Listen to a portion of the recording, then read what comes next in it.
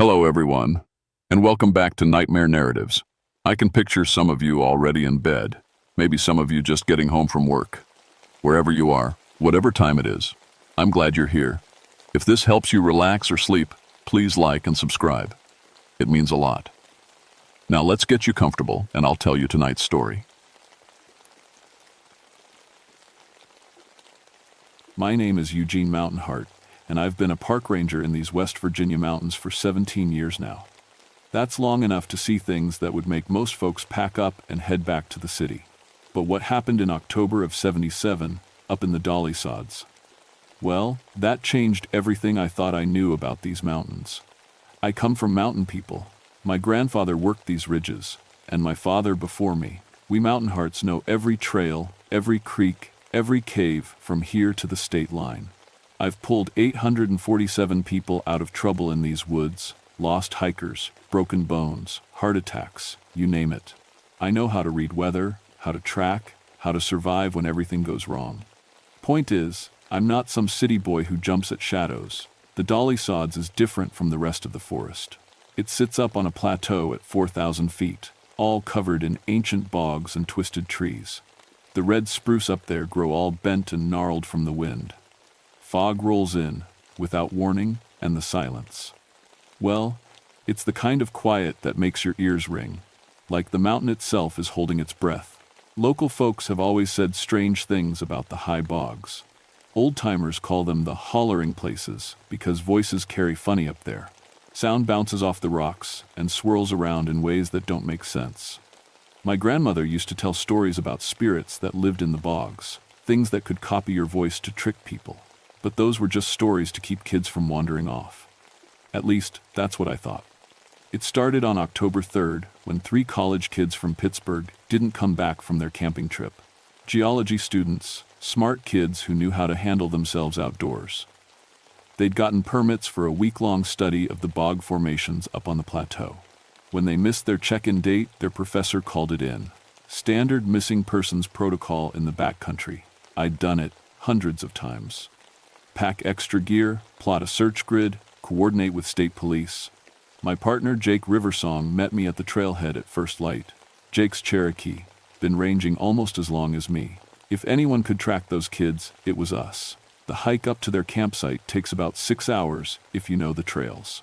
We made good time, even with the heavy packs. Weather was turning cold early that year. Temperature had dropped 20 degrees overnight, and there was ice forming on the puddles. Not unusual for October in the high country, but it made me worry about the students. We found their camp just before noon. That's when things started feeling wrong. The tents were still there, perfectly set up in a neat triangle around a cold fire pit. All their gear was laid out like they'd just stepped away for a minute. But here's the thing that made my skin crawl. Every single item was arranged in perfect circles. Sleeping bags rolled and placed in circles, cooking pots stacked in circles. Even their boots were lined up in little circles around each tent. Kids don't camp like this, Jake said, walking around the site. He was right. College students are messy. They leave gear scattered, food half-eaten, clothes hanging on branches. This looked like someone had come through and organized everything with a ruler. I called out their names: Jennifer, Mark, and David. My voice echoed weird off the rock formations, coming back all twisted and layered. Jake shot me a look. "Don't like how that sounds," he said. We spent 2 hours searching the area around the camp, found their tracks leading away from the site, heading toward the big bog to the east. The prints were clear in the soft ground, 3 sets of hiking boots, walking in single file. But about 50 yards from camp, something strange happened to those tracks. They started going in circles. Perfect circles, maybe 30 feet across. Round and round, like the 3 of them had. Just started walking in circles for no reason. The tracks went around maybe 10 times, getting closer to the center with each loop. Then, they just stopped. Right at the edge of the bog, the footprints ended like the students had vanished into thin air. Jake knelt down by the last footprint. "This doesn't make sense, Gene. Look at this."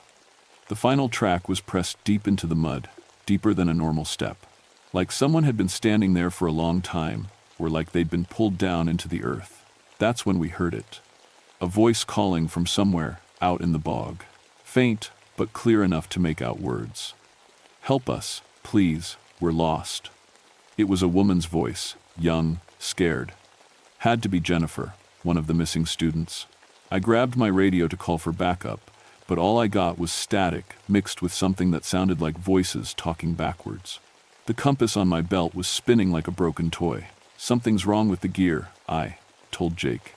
He was staring out at the fog rolling over the bog. "It's not the gear," he said quietly. "My people have stories about places like this. Voice stealers, things that live in the old swamps and copy human sounds to hunt." I'd known Jake for 10 years, and he wasn't the type to spook easy. But right then, he looked genuinely afraid. The voice came again, closer this time. "Help, we're stuck. Can you hear us?" It definitely sounded like a young woman in trouble, but something about it made my teeth ache. The words were right, but the rhythm was off. Like someone reading lines without understanding what they meant. "We have to check it out," I said, even though every instinct I had was screaming at me to get out of there. Jake nodded, but his hand went to the medicine pouch he always wore. "Stay close, Gene, and whatever we hear out there, that's not those kids." The bog stretched out in front of us like a moonscape. Patches of dark water reflected the ken. Gray sky between islands of sphagnum moss and cranberry bushes. The ground felt spongy under our boots, and with each step, methane bubbles rose to the surface with soft plopping sounds. We followed a game trail that wound between the deeper pools. The fog was getting thicker, cutting our visibility to maybe 20 feet. Everything looked the same: twisted red spruce, dark water, moss-covered logs that could have been there for 1,000 years. "Help us, over here." The voice was definitely closer now, maybe 50 yards to our left, but when I looked that way, all I could see was fog and the dark outline of dead trees. "Jennifer," I called out, "where are you? We're stuck, we can't move." Jake grabbed my arm. "Listen to it, Gene, really listen." I stopped and focused on the voice. That's when I heard what Jake meant. The words were perfect English, but there was no emotion behind them. No real fear, no exhaustion, no relief at hearing rescuers. It was like listening to a recording of someone asking for help. We kept moving toward the sound, stepping carefully on the floating moss mats. One wrong step, and you could sink waist-deep in bog water that never sees sunlight. I'd pulled enough people out of these holes to know how fast the cold could kill you. "There," Jake pointed ahead. Movement in the fog. I saw it too, a pale shape moving between the trees. Human-sized, but moving wrong. Too smooth, like it was gliding instead of walking. "Jennifer, is that you?" The shape stopped. Then slowly, it turned toward us. Even through the fog, I could see it wasn't human. Too tall, arms too long, skin the color of old bone. And its throat. Something was wrong with its throat. It bulged out like a frog's, pulsing with each breath. "Help us," it said in Jennifer's voice. "We're lost." The thing's mouth didn't move when it spoke. I went for my service weapon, but Jake was already backing away. "Run," he whispered. "Run, now." The creature tilted its head, and I heard something that made my blood freeze. My own voice, calling out from somewhere behind us. "Jake, over here." I found them, but I was standing right there. I wasn't calling anything. "Jake, this way." My voice again, coming from 3 different directions now. Each one sounded exactly right, down to the slight rasp I get when I'm excited. If I'd been alone in the fog, I would have followed those calls, thinking I was somehow hearing an echo. Jake grabbed my sleeve and pulled me toward what looked like solid ground. We stumbled through the cranberry bushes, boots squelching in the wet moss. Behind us, I could hear more voices calling out, Jennifer asking for help, Mark shouting directions, David crying for his mother. But underneath those voices, I started hearing something else. Something that made my knees weak. My brother Tommy's voice. Tommy died when he was 7 years old, fell through ice on Miller's Pond while we were skating. That was 31 years ago. I still remembered exactly how his voice sounded when he was scared. Gene, help me, I can't get out." The same words he'd screamed that day on the pond, right before the ice took him under. I stopped running. "Gene, what are you doing?" Jake was pulling at my arm, but I couldn't move. That was my little brother calling for help. I'd failed him once. I couldn't do it again. "Gene, the ice is breaking. Help me. It's not him, Jake said firmly. Whatever's out there, it's using your memories against you. That's how they hunt. But Tommy sounded so real, so scared. Just like that winter day when I was 10 years old and couldn't reach him in time. Please, Gene, don't leave me. I took a step toward the voice before Jake slammed his shoulder into me, knocking me sideways into a patch of solid ground. Snap out of it, he shouted. Look around. I shook my head and really looked at our surroundings for the first time since entering the bog. We were standing on a small island of firm ground, maybe 10 feet across. But floating in the dark water around us were white shapes. Dozens of them. Bodies, old bodies, preserved by the acid bog water. Some looked recent, hiking clothes, modern backpacks still strapped to their shoulders. Others were older, dressed in clothes from decades past. All of them were perfectly preserved, skin white as fish bellies, staring up at us with black, empty eye sockets. And every single one had their throat torn open. Jesus Christ, I whispered. The voices around us were getting louder now.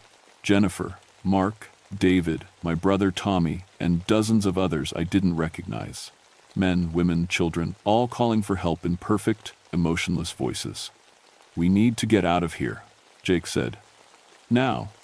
We started moving again, jumping from one solid patch to the next.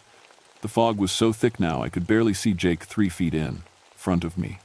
The voices followed us, always just out of sight, calling out for help in words that meant nothing. That's when I saw the tracks. Fresh boot prints in the mud, leading away from the bodies. 3 sets, just like at the campsite. Jennifer, Mark, and David. But these tracks weren't walking away from the bog. They were walking into it. Deeper and deeper, until the prints disappeared under the black water. Jake, I called softly. I think I know what happened to those kids. He turned back to look at the tracks, and his face went pale. They heard voices too, familiar voices, calling them into the deep water. A new voice joined the chorus then, young, male, with a slight Pittsburgh accent. Mom? Mom, is that you? I can see you. Mark, one of the missing students. But his voice was coming from under the water. I looked down at the bog beneath our feet. There, maybe 6 feet down in the dark water, I could see a pale face looking up at us. Mark's face, eyes open, mouth moving like he was still trying to call for help. But no bubbles came up, no sound from below.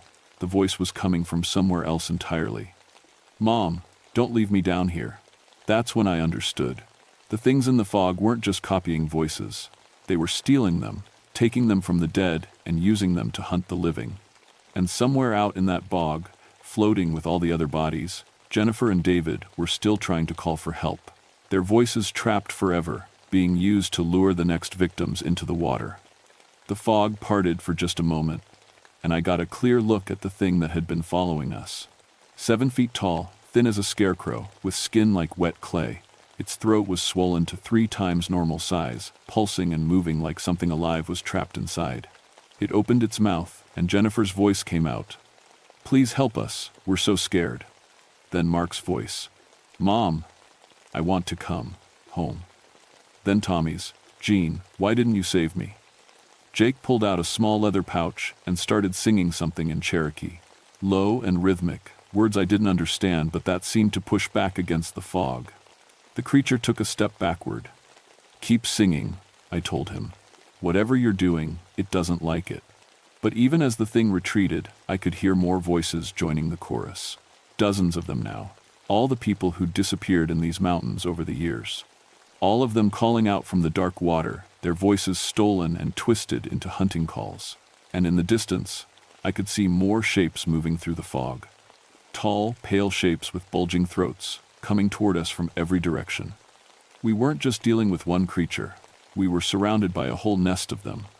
Jake's singing grew stronger as the pale creatures closed in around us.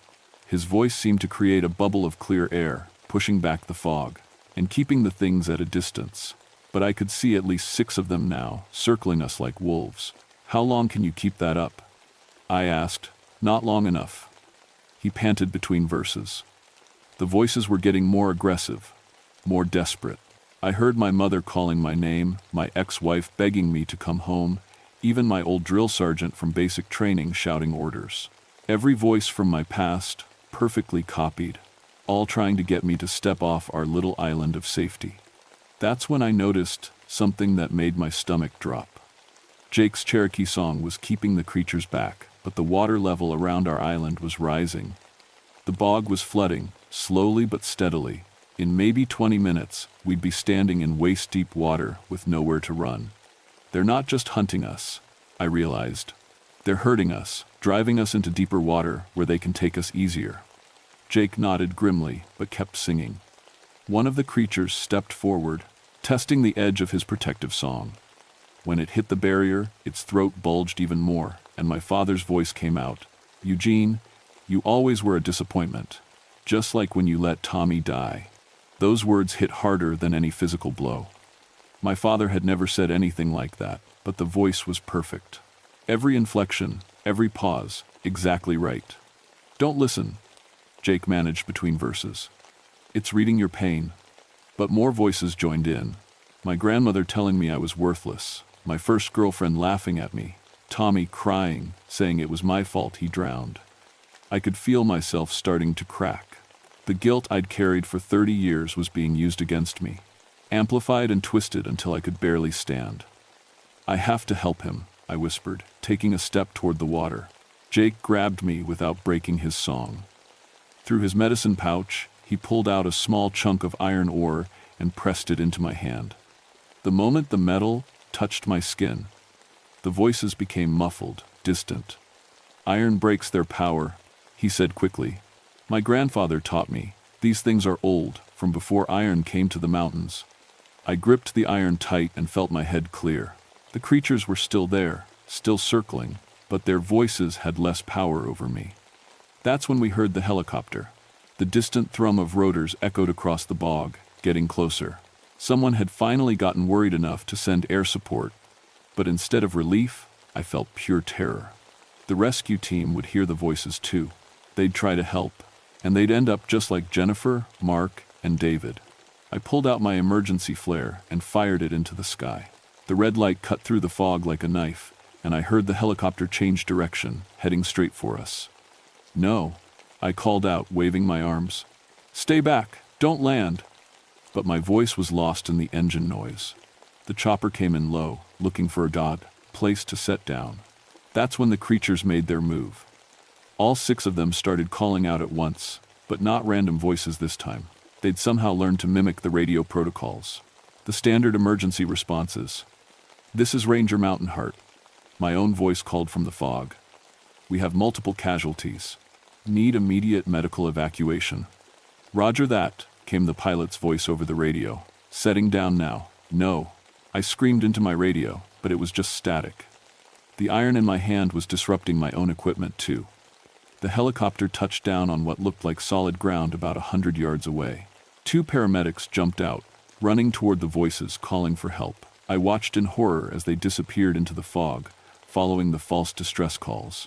Within minutes, I could hear their voices too, calling out from the dark water, begging their families to come save them. "We have to do something," I told Jake. His song was getting weaker.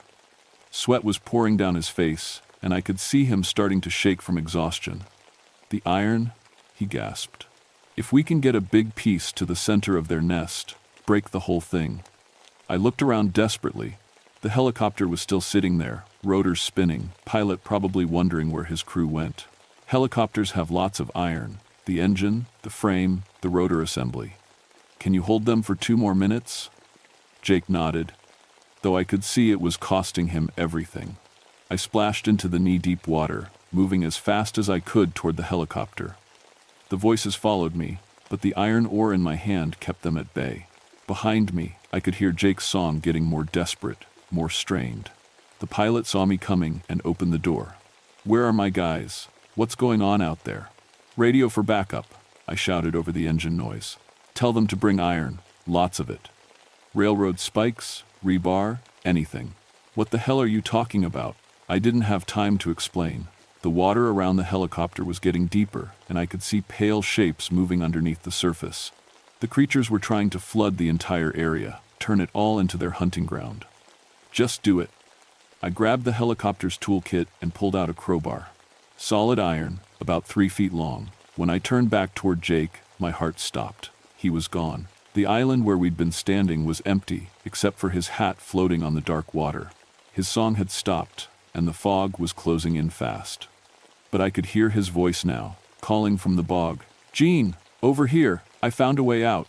Perfect Cherokee accent, exact same inflection he always used. But Jake was floating 6 feet underwater with the rest of them. I was alone with 6 throat-swollen monsters and their stolen voice collection, standing waist-deep in freezing bog water with nothing but a crowbar and a chunk of iron ore.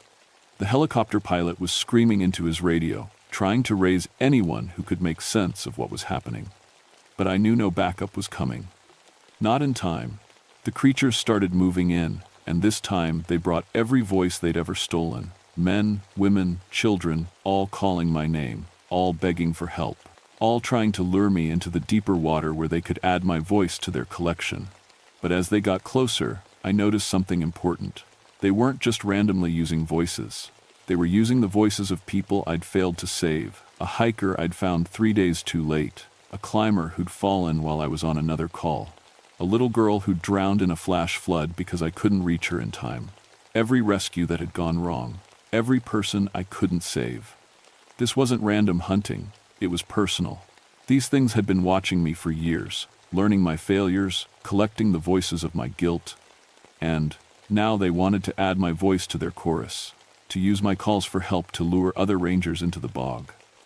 The largest creature stepped forward, its throat so swollen it looked like it might burst. When it opened its mouth, Tommy's 7-year-old voice came out, crystal clear. "Gene, I forgive you for letting me die, but you have to come help the others now. They're all waiting for you down here in the cold, dark water." I raised the crowbar, though I had no idea if iron could actually hurt these things. "Come on," I said, surprised by how steady my own voice sounded. "Let's see whose voice you steal next." The largest creature moved closer, its bulging throat pulsing with each stolen voice it contained. I could see now that the swelling wasn't natural, it was full of something.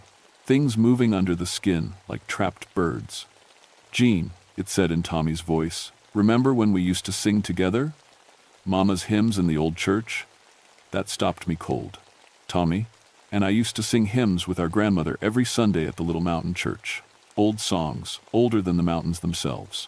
Songs our great-grandmother had brought over from Ireland. 'Come Down the Mountain' was Tommy's favorite. He'd sing it while we walked the ridge trails, his little voice echoing off the rocks. The creature's throat bulged larger. "Sing with me, Gene, like old times." But as it spoke, I realized something. It could copy voices perfectly, but it didn't understand what the words meant. When it said Mama's hymns, there was no warmth, no memory behind it. Just sound. "You don't know the words, do you?" I said. "You can steal voices, but you can't steal souls." The thing tilted its head, confused. That's when I remembered what Jake had said about pure song driving them away. Not just any song, religious song, holy song, songs with real meaning behind them. I started singing the hymn Tommy loved, the one our grandmother had taught. "Come down the mountain, children, come home, leave behind your wandering, leave behind your roam. The light of salvation will guide you back. Come down the mountain, stay on the track." My voice was rough, untrained, but I put everything into it. Every memory of Tommy, every Sunday morning with grandmother, every time I'd found my way home through these mountains. The creature staggered backward like I'd hit it with the crowbar. Its throat started deflating, and I could hear voices escaping, screams and cries and calls for help streaming out like air from a punctured balloon. "That's it," I whispered, then sang louder. The other creatures were backing away too, their stolen voices becoming distorted, warped. But the largest one wasn't giving up. Its throat swelled even bigger, and suddenly every voice it had ever stolen started talking at once. A cacophony of stolen words, stolen pain, stolen final moments. Dozens of people, all talking over each other, all begging for help that never came. The sound was so horrible, I almost dropped to my knees. But underneath all those voices, I heard something else, a pattern. They weren't just random cries for help. They were trying to harmonize. The creature was attempting to sing back, using its stolen voices to create some kind of counter-song. But it couldn't make the voices work together. They were all individual, all separate, all singing different songs of pain and terror. I kept singing the hymn, adding more verses as I remembered them. Songs about coming home, about finding peace, about the light that guides lost children back to safety. One by one, the stolen voices in the creature's throat started joining my song instead of fighting it. I heard Jennifer's voice, young and pure, picking up the melody, Mark's voice adding harmony. The paramedics from the helicopter, their voices finding peace in the old words. Even Tommy's voice, sweet and clear like I remembered from our childhood, singing along with his big brother one last time. The creature's throat was collapsing now, deflating like a punctured tire. But as each stolen voice found peace in the hymn, it escaped upward, free. The fog around us started lifting. The dark water began draining away, revealing the true bottom of the bog. Hundreds of bodies, preserved in the acidic water for who knows how long. Some recent, some decades old, some that might have been there since the first settlers came to these mountains. But they weren't floating anymore. They were sinking, finally allowed to rest. The largest creature made one last desperate attempt, using my own voice to sing a twisted version of the hymn. But it got the words wrong, mixing up verses, adding curses where there should be blessings. I walked closer, still singing, and touched the iron crowbar to its bloated throat. The effect was immediate and horrible. The creature's throat split open like an overripe fruit, and hundreds of glowing lights poured out, the stolen voices, finally free to find their way home. The thing collapsed into the draining bog water, its pale skin dissolving like wet paper. The other creatures were backing away now, their own throats deflating, their stolen voices escaping in streams of light that rose up through the clearing fog. I kept singing until every light had disappeared into the sky, until every stolen voice had found its peace. When silence finally returned to the bog, it was a different kind of quiet, not the oppressive, waiting silence from before, but the natural quiet of a forest at rest. The helicopter pilot was calling my name from his radio. Real concern, in his real voice, not some twisted mimicry. "I'm here," I called back. And this time my radio worked perfectly. "Where are my medics? What happened to my crew?" I looked down at the bodies now resting peacefully at the bottom of the drained bog. Jennifer, Mark, David, the two paramedics, and hundreds of others stretching back through decades. "We're going to need a lot more body bags," I told him. But as I walked back toward the helicopter, I heard one last voice calling from behind me. Soft, peaceful, full of love. "Thank you, Jean. Thank you for letting us go home." Tommy's voice, but different now. Free. Forgiven, finally at peace. I didn't turn around. Some goodbyes are meant to be heard, not seen. The official report called it a catastrophic bog failure caused by unusual seismic activity. They said the college students and rescue personnel had been trapped when an underground pocket of methane gas exploded, causing the bog to drain suddenly. Neat, scientific, believable. They never asked me about the voices. The state closed the dolly sods for 6 months while they recovered the bodies. They found 127 sets of remains total, some dating back to the 1800s. Missing hikers, lost hunters, people who'd just vanished over the decades. The official cause of death for all of them was drowning, though the coroner privately told me that every single throat had been damaged in the same strange way. Like something had been living inside them. I never mentioned the creatures. What would be the point? Who would believe me? They gave me a commendation for bravery and recommended I take some time off for trauma counseling. I took the time off, but I never went to counseling. How do you explain to a therapist that you can still hear stolen voices calling from empty bogs? Because I can still hear them. Not every night, but often enough. Usually when the moon is full and the fog rolls heavy through the hollows. Voices calling for help from places where no one should be. I've changed how I do my job now. When I get reports of missing hikers, I listen carefully to the description of the voices calling for help. If the caller says the voice sounded off somehow, if they mention voices with no emotion, behind them, I request immediate backup. And I always carry iron now. A railroad spike in my belt, iron filings in my pocket, just in case. The thing is, these mountains are old. Older than the Cherokee, older than any human memory. And in the deep places, the wet places, the quiet places where fog gathers and voices echo strange. Well, some things have been here a lot longer than we have. 3 months after the incident, I was called to investigate another missing persons case. A family of 4 who'd gone camping up near Seneca Rocks. The last transmission from their radio was a request for help, saying they'd found an injured hiker who needed assistance. When I got to their campsite, I found all their gear arranged in perfect circles around the fire pit. I've never moved so fast in my life getting out of there. Last week, I put in for early retirement. 17 years is long enough in these mountains. Maybe it's time to find some work down in the valleys, where the only voices you hear are the ones attached to living throats. But sometimes, late at night when the fog rolls in, I still hear Tommy singing that old hymn. Not stolen now, not twisted into something hungry and wrong. Just my little brother's voice, pure and happy, the way I remember it from before the ice took him. And sometimes I sing along, adding my voice to his across the years and the darkness. Some voices, once you set them free, never really leave you. And maybe that's the way it should be.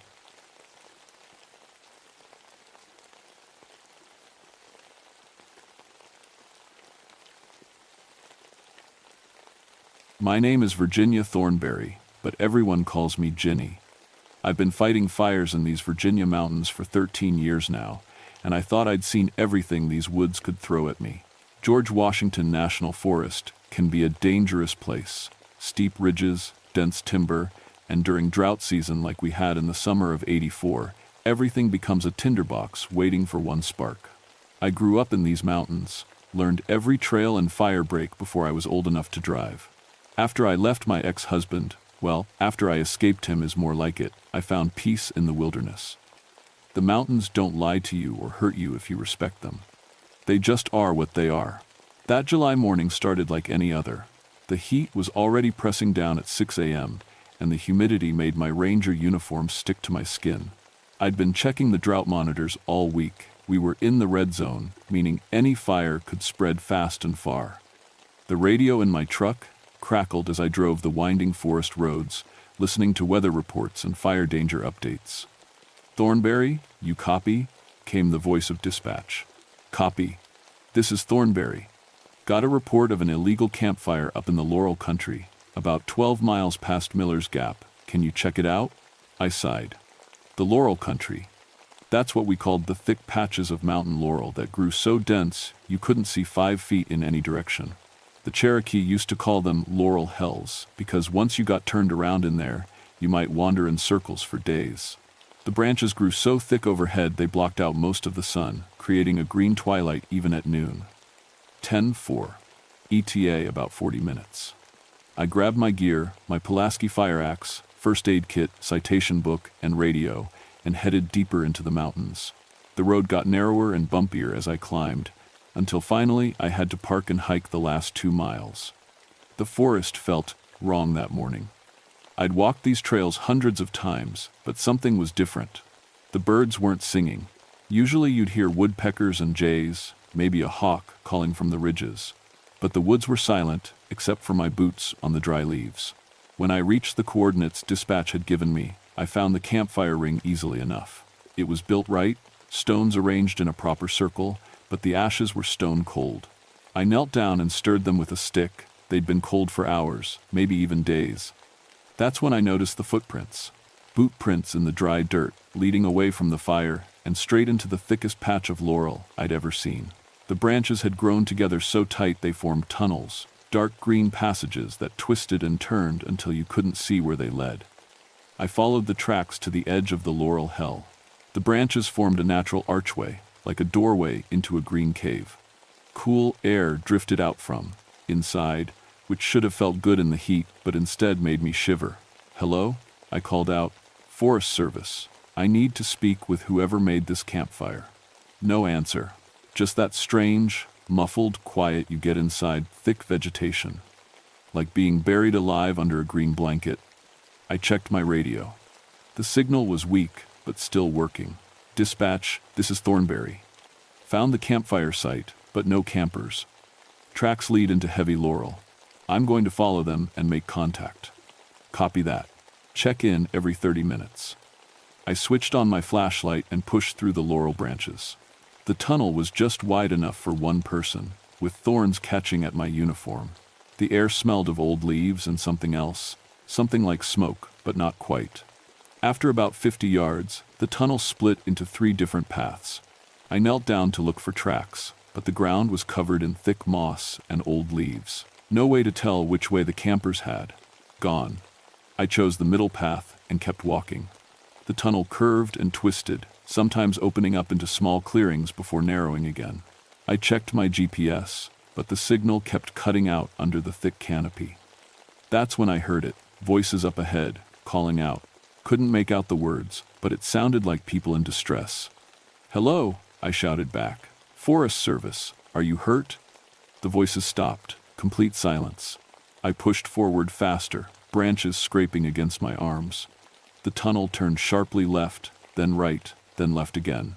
I was starting to lose track of the turns when I came to another split. This time 5 different paths leading off in different directions. I checked my watch. I'd been in here for 20 minutes, but it felt like much longer. Time to head back and call for backup. But when I turned around, the tunnel behind me had changed. Where there had been 1 path leading back, now there were 3. And none of them looked familiar. I stood there, staring at the 3 tunnels, trying to make sense of what I was seeing. In 13 years of forest work, I'd never gotten turned around this badly. I had a compass, and it showed north, but that didn't help when I couldn't remember which direction I'd come from. "Stay calm, Ginny," I said out loud. "You've been through worse." I pulled out my radio. "Dispatch, this is Thornberry." Static. I tried adjusting the antenna, but the signal was completely gone.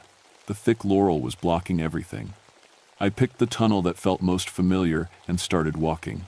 The path twisted and turned for what seemed like forever, until I came to a clearing about 20 feet across. In the center was a circle of stones, but not like the campfire ring I'd found earlier. These stones were arranged in a perfect spiral, with the biggest one in the middle. On top of the center stone sat a pile of bones. I moved closer, keeping my hand on my Pulaski. The back bones were small, looked like they came from rabbits or squirrels. They were arranged carefully, almost like an offering. The stones around them were blackened as if they'd been burned, but there was no ash, no sign of recent fire. "What the hell?" I muttered. That's when I heard the voices again, clearer this time. They were coming from deeper in the laurel, and now I could make out words. "Help us, we're lost, can't find the way." I called back, "Keep talking, I'll find you." But the voices faded away, like they were moving further off. I left the spiral clearing and pushed deeper into the laurel hell. The tunnels were getting narrower, and the air was getting colder. My flashlight beam seemed dimmer too, even though I'd put in fresh batteries that morning. The path split again, and this time I saw something that made my blood run cold. There were fresh boot prints in the moss, the same prints I'd followed from the campfire. But they were going in both directions, like someone had walked the same path back and forth, over and over. I followed the prints to the right. The tunnel curved around and opened into another clearing, smaller than the first. This one had a circle of stones too, but these were arranged differently, more like a cage than a spiral. And inside the stone circle was a backpack. It was an old hiking pack, the kind they used to make in the 60 seconds. The fabric was rotted and covered in moss, like it had been there for years. I knelt down and carefully opened it. Inside were the usual hiking supplies, a water bottle, some moldy food, a map of the forest. But the map was wrong. It showed trails that didn't exist and left out roads I knew were there. And the date on the map was 1967. At the bottom of the pack was a wallet. The driver's license inside showed a young man named Robert Chen, age 23. The license was from 1967, and it was issued in California. Robert Chen. I knew that name. He'd been one of the missing hikers from the late 60 seconds, part of a group that had disappeared somewhere in the national forest. They'd never found the bodies, just abandoned cars in the parking areas. I stood up fast, my heart pounding. This couldn't be right. If Robert Chen had been missing since 1967, how were his things still here? And why did they look like they'd only been sitting out for a few months? That's when I heard footsteps behind me. I spun around, pulling my flashlight up. At the edge of the clearing, just barely visible in the green shadows, was a figure. It looked like a man, but something was wrong with the way he moved. Too slow, like he was walking underwater. "Robert?" I called out. "Robert Chen?" The figure stopped. Slowly, it turned toward me. I couldn't make out the face in the shadows, but I could see it was wearing old hiking clothes, the same style as the gear in the backpack. "Are you lost?" I asked, taking a step forward. The figure raised one hand, pointing deeper into the laurel. Then it turned and walked away, disappearing into the green tunnels. I followed, pushing through the branches as fast as I could, but when I reached the spot where the figure had been, there was nothing. No footprints, no broken branches, nothing to show that anyone had been there. My radio crackled to life. "Thornberry, this is dispatch. Check in." I grabbed the radio, relief flooding through me. "Dispatch, I'm here. Signal's been cutting out. You're about an hour overdue for check-in. What's your status?" I looked around at the green tunnels surrounding me. I'm having some navigation issues. The laurel is thicker than expected. I may need backup." "Copy that. Can you make it back to your vehicle?" I tried to sound confident. "Affirmative. Give me another hour." But as I said it, I realized I had no idea which way led back to my truck. The tunnels all looked the same now, and my compass seemed to be spinning. Randomly, I picked a path and started walking, but after 20 minutes, I came to another clearing with another stone circle. This one had a different backpack in it, newer, from the 72nds maybe. And when I opened it, I found another wallet, another missing person. Susan Martinez, age 19, missing since 1974. That's when I realized the truth. This wasn't just a laurel hell, it was a trap. And I was walking deeper into it. I backed away from Susan Martinez's backpack like it was going to bite me. My hands were shaking as I pulled out my radio again. "Dispatch, this is Thornberry. I need immediate backup at my location." Nothing but static. I tried again. "Mayday, mayday, officer needs assistance." Still nothing. The radio was dead. I was starting to panic, which is the worst thing a ranger can do in an emergency situation. I forced myself to take deep breaths and think logically. People had been getting lost in these laurel hells for decades. That's why they had the name. But people also got found. I just needed to stay calm and work my way out systematically. I marked the clearing with my Pulaski, chopping a clear X into the largest tree. Then I picked the tunnel that seemed to head downhill. Water flows down, and water eventually leads to streams, and streams lead to roads. But after an hour of walking, I came to another clearing, and there was my X, carved into the same tree. I'd walked in a complete circle. "That's impossible," I told myself. I'd been going downhill the whole time, taking right turns at every junction. There was no way I could end up in the same place. I tried a different approach. This time, I went uphill, taking left turns. After another hour of walking through the twisted green tunnels, I came to a clearing. It was the same clearing. Same stone circle, same backpack, same X carved in the tree. I sat down hard on the mossy ground, trying to understand what was happening to me. Heat exhaustion, maybe? Dehydration? I'd heard of people getting so disoriented they walked in circles without knowing it. But I'd been careful. I'd been marking my turns, following my compass. And the compass was working fine. It pointed north every time I checked it. That's when I heard the voices again. This time they were all around me, coming from every tunnel at once. "Help us. We're lost too. Been walking for so long." I stood up and called out, "Where are you? I can hear you, but I can't see you." "In the tunnels. Always in the tunnels. Can't get out." The voices were getting clearer. I could make out different people. A man with a southern accent, a young woman who sounded scared, an older man who kept coughing. "How long have you been here?" I shouted. "Since 1967, since 1974, since 1981, since yesterday." My blood went cold. These were the missing hikers, all of them, trapped in this impossible maze of laurel, tunnels, walking in circles for years, for decades. I grabbed my Pulaski and started hacking at the laurel branches, trying to cut a straight path out. But as fast as I cut, the branches seemed to grow back. The tunnels were reforming behind my axe blade. "That won't work," said a voice right behind me. I spun around. A woman stood at the edge of the clearing, young, maybe 20, wearing bell-bottom jeans and a tie-dyed shirt. She looked solid, real, but her skin had a gray tint to it, like she'd been underground for a long time. "Susan?" I whispered. "Susan Martinez?" She nodded. "I've been trying to get out since 1974. We all have." "We?" Other figures started emerging from the tunnels. A young Asian man in old hiking gear, Robert Chen. An older man in work clothes, a teenage boy with a backpack.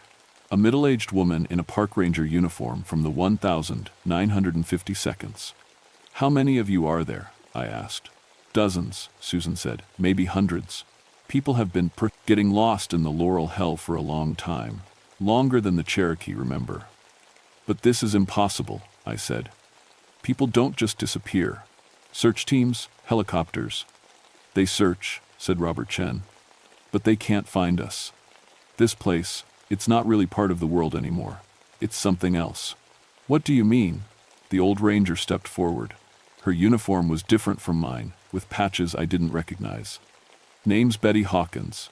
I disappeared in 1953 while investigating reports of strange fires in the Laurel country. Took me a while to understand what this place really is." "Which is?" "A trap. A spirit trap. Something old and angry lives at the center of this maze. It feeds on people who get lost, feeds on their fear, their confusion, their desperation." "That's crazy," I said, but even as I said it, I knew it wasn't. I'd felt it myself.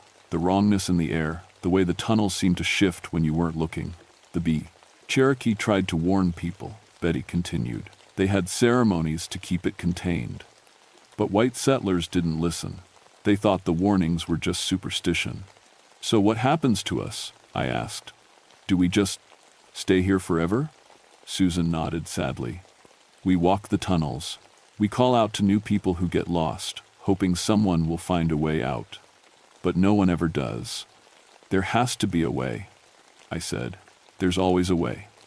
"The spirit gets stronger with each person it traps," Robert said. "The maze gets bigger, more complex. It's been growing for over a century." I looked around at the lost souls surrounding me. They all had the same look in their eyes, hopelessness, resignation. They'd given up. But I wasn't ready to give up.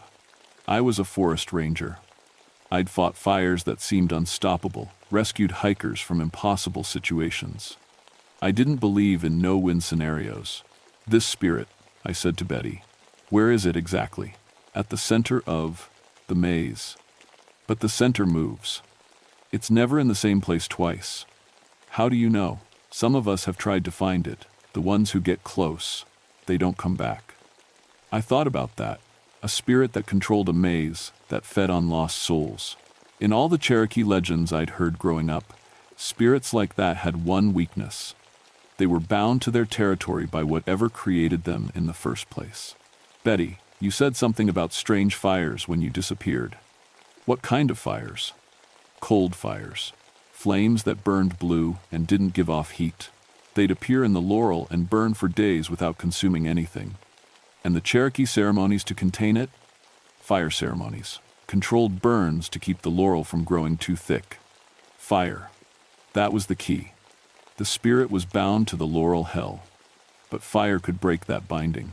Not just any fire, controlled fire, the kind I'd been training to use my entire career. I looked around at the lost souls. "I'm going to get us out of here." "Ginny," Susan said gently, "we've all tried." "No," I said, pulling my gear closer. "You've tried to escape the maze, but I'm going to destroy it."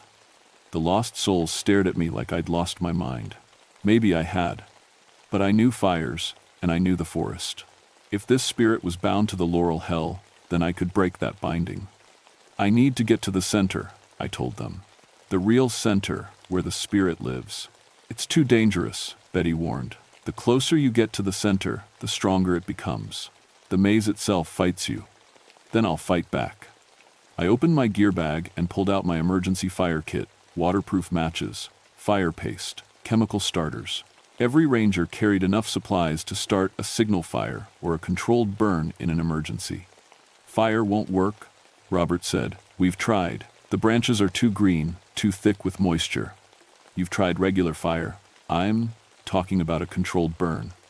with chemical accelerants, hot enough to burn green wood.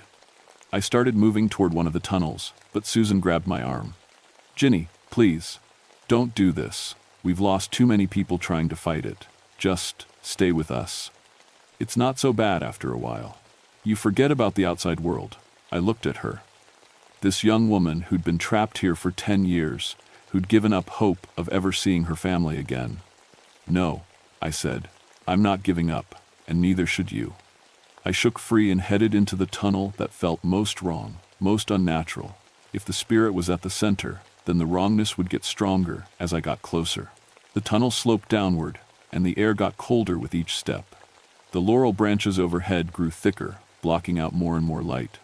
My flashlight beam seemed to bend and twist, like the air itself was distorted. Behind me, I could hear the voices of the lost souls calling out, warnings, begging me to come back. But their voices got fainter as I went deeper. The tunnel split into 4 paths, then 8, then 16. Each split, I chose the path that felt most wrong, most threatening. My skin crawled, my hair stood on end, every instinct told me to turn around and run. But I kept going. The tunnels were getting narrower now, forcing me to crawl in places. Thorns tore at my uniform and skin. The cold was bitter, like winter air, but I could see my breath steaming. That's when I started to hear it. A sound like wind through dry leaves, but there was no wind. It was coming from up ahead, growing louder as I approached.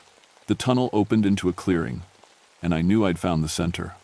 It was huge, maybe 100 yards across, and perfectly circular. The ground was covered in strange symbols burned into the earth, spiraling patterns that hurt to look at.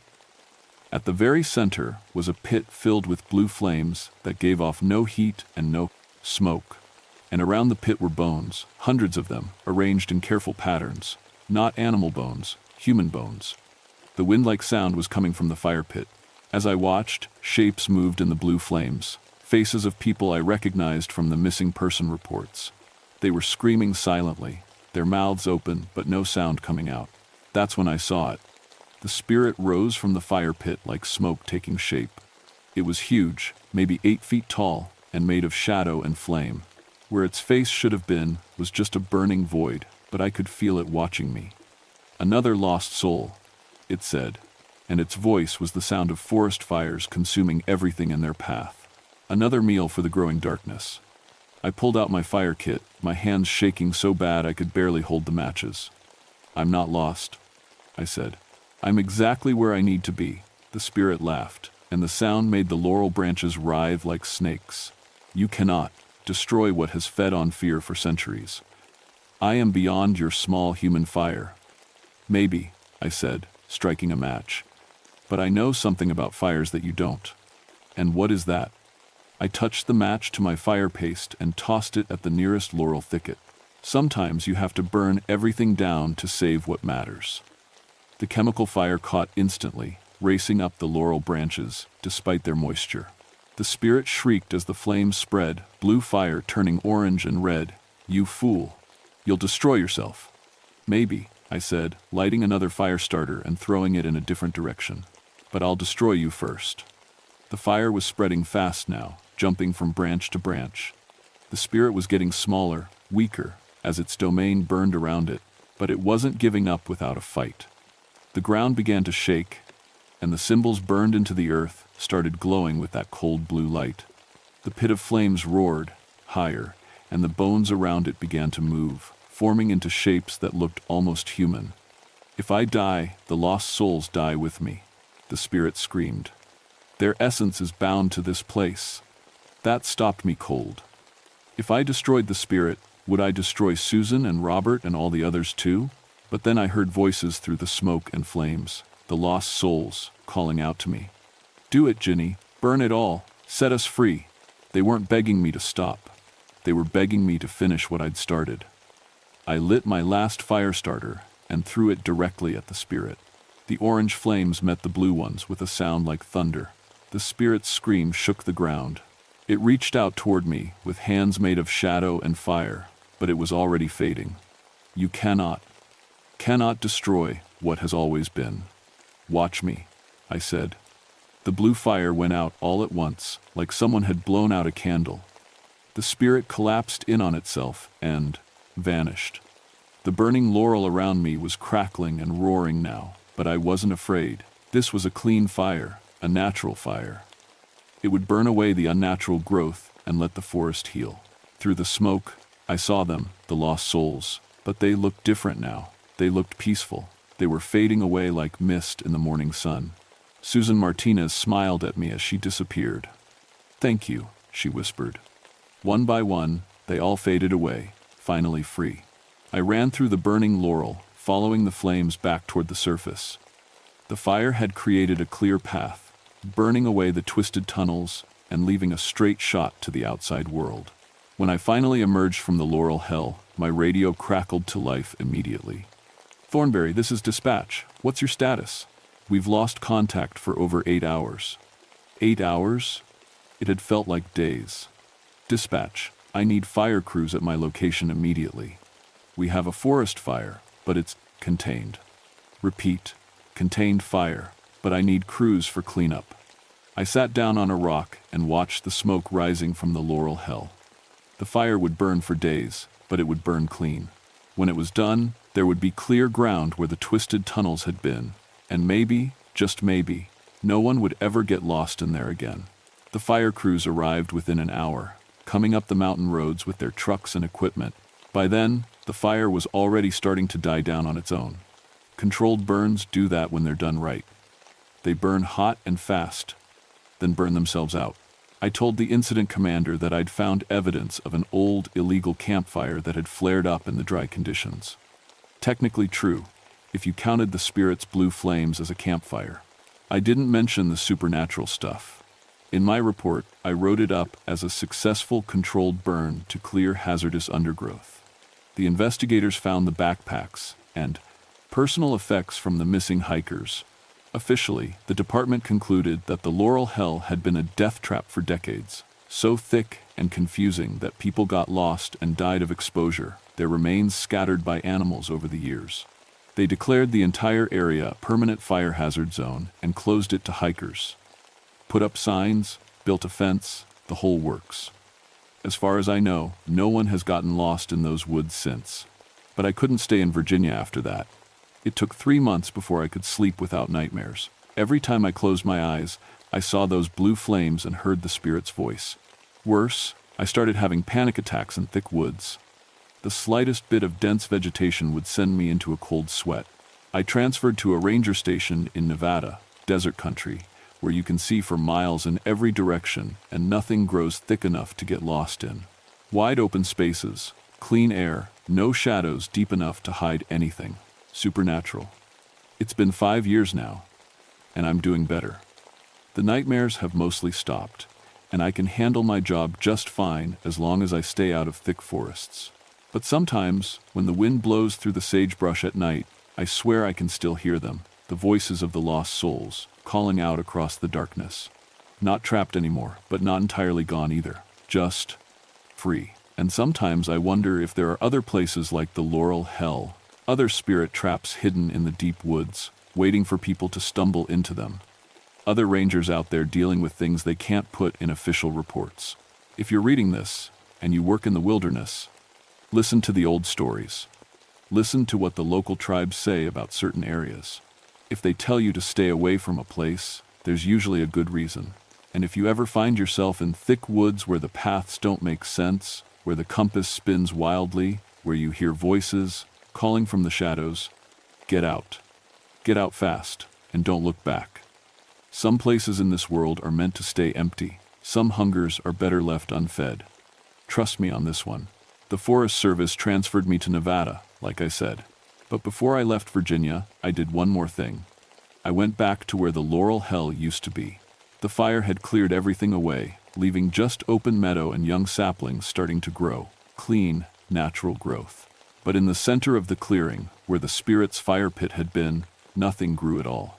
The ground was still black and barren. I stood there for a while, making sure I didn't feel anything wrong. No cold spots, no strange sounds, no feeling of being watched. Just normal forest, the way it should be.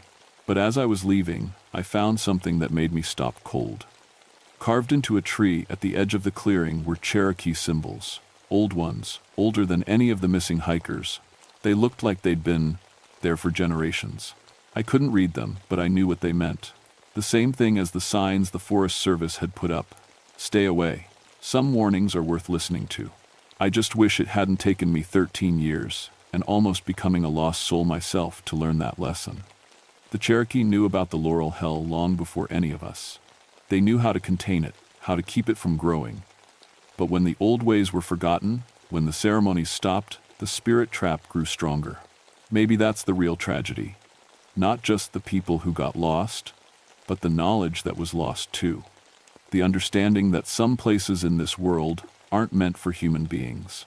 I think about that sometimes, out here in the Nevada desert where the sky goes on forever and there's nowhere for shadows to hide. I think about the balance between the human world and the wild world, and what happens when that balance gets broken.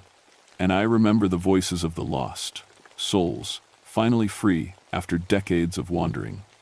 That's what keeps me going on the bad days, knowing that Susan Martinez and Robert Chen and all the others are finally at peace.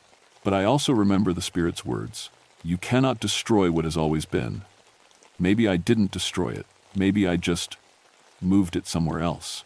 Maybe it's out there right now, looking for a new place to build its maze, to trap new souls. That's the thing about fighting monsters. You never really know if you've won. You just hope you've bought some time, saved some lives, made the world a little bit safer. And you listen to the wind at night, just in case you hear voices calling from the darkness again. Because somewhere out there, in some deep woods where the paths don't make sense, there's always another laurel hell waiting to be found. Just remember what I told you. If you hear voices in the forest, don't follow them. And always, always carry fire.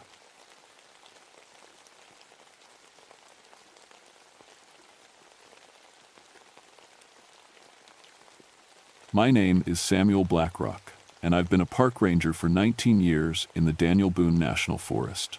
Most folks think my job is all about campfires and lost hikers, but the truth is, I spend most of my time keeping people safe underground. See, this part of Kentucky is riddled with old coal mines, and every year some fool thinks they can explore them without knowing what they're walking into. I know mines better than most. My daddy worked the coal for 32 years before a roof collapse took him when I was 16. After that, I swore I'd never go underground again. But life has a funny way of pushing you toward the very thing you're running from. When the Forest Service needed someone who understood mine safety, they came knocking on my door. Now I'm 43, and I've pulled more people out of underground trouble than I care to count. I know how to read gas levels, how to spot unstable timber, how to navigate flooded shafts in the dark. I carry the best equipment money can buy: gas detectors, emergency breathing gear, enough rope to reach the bottom of any mine in these mountains. But I never believed in mine ghosts. Not until December of 1962, when 3 teenagers went missing near the old Blackwater mine.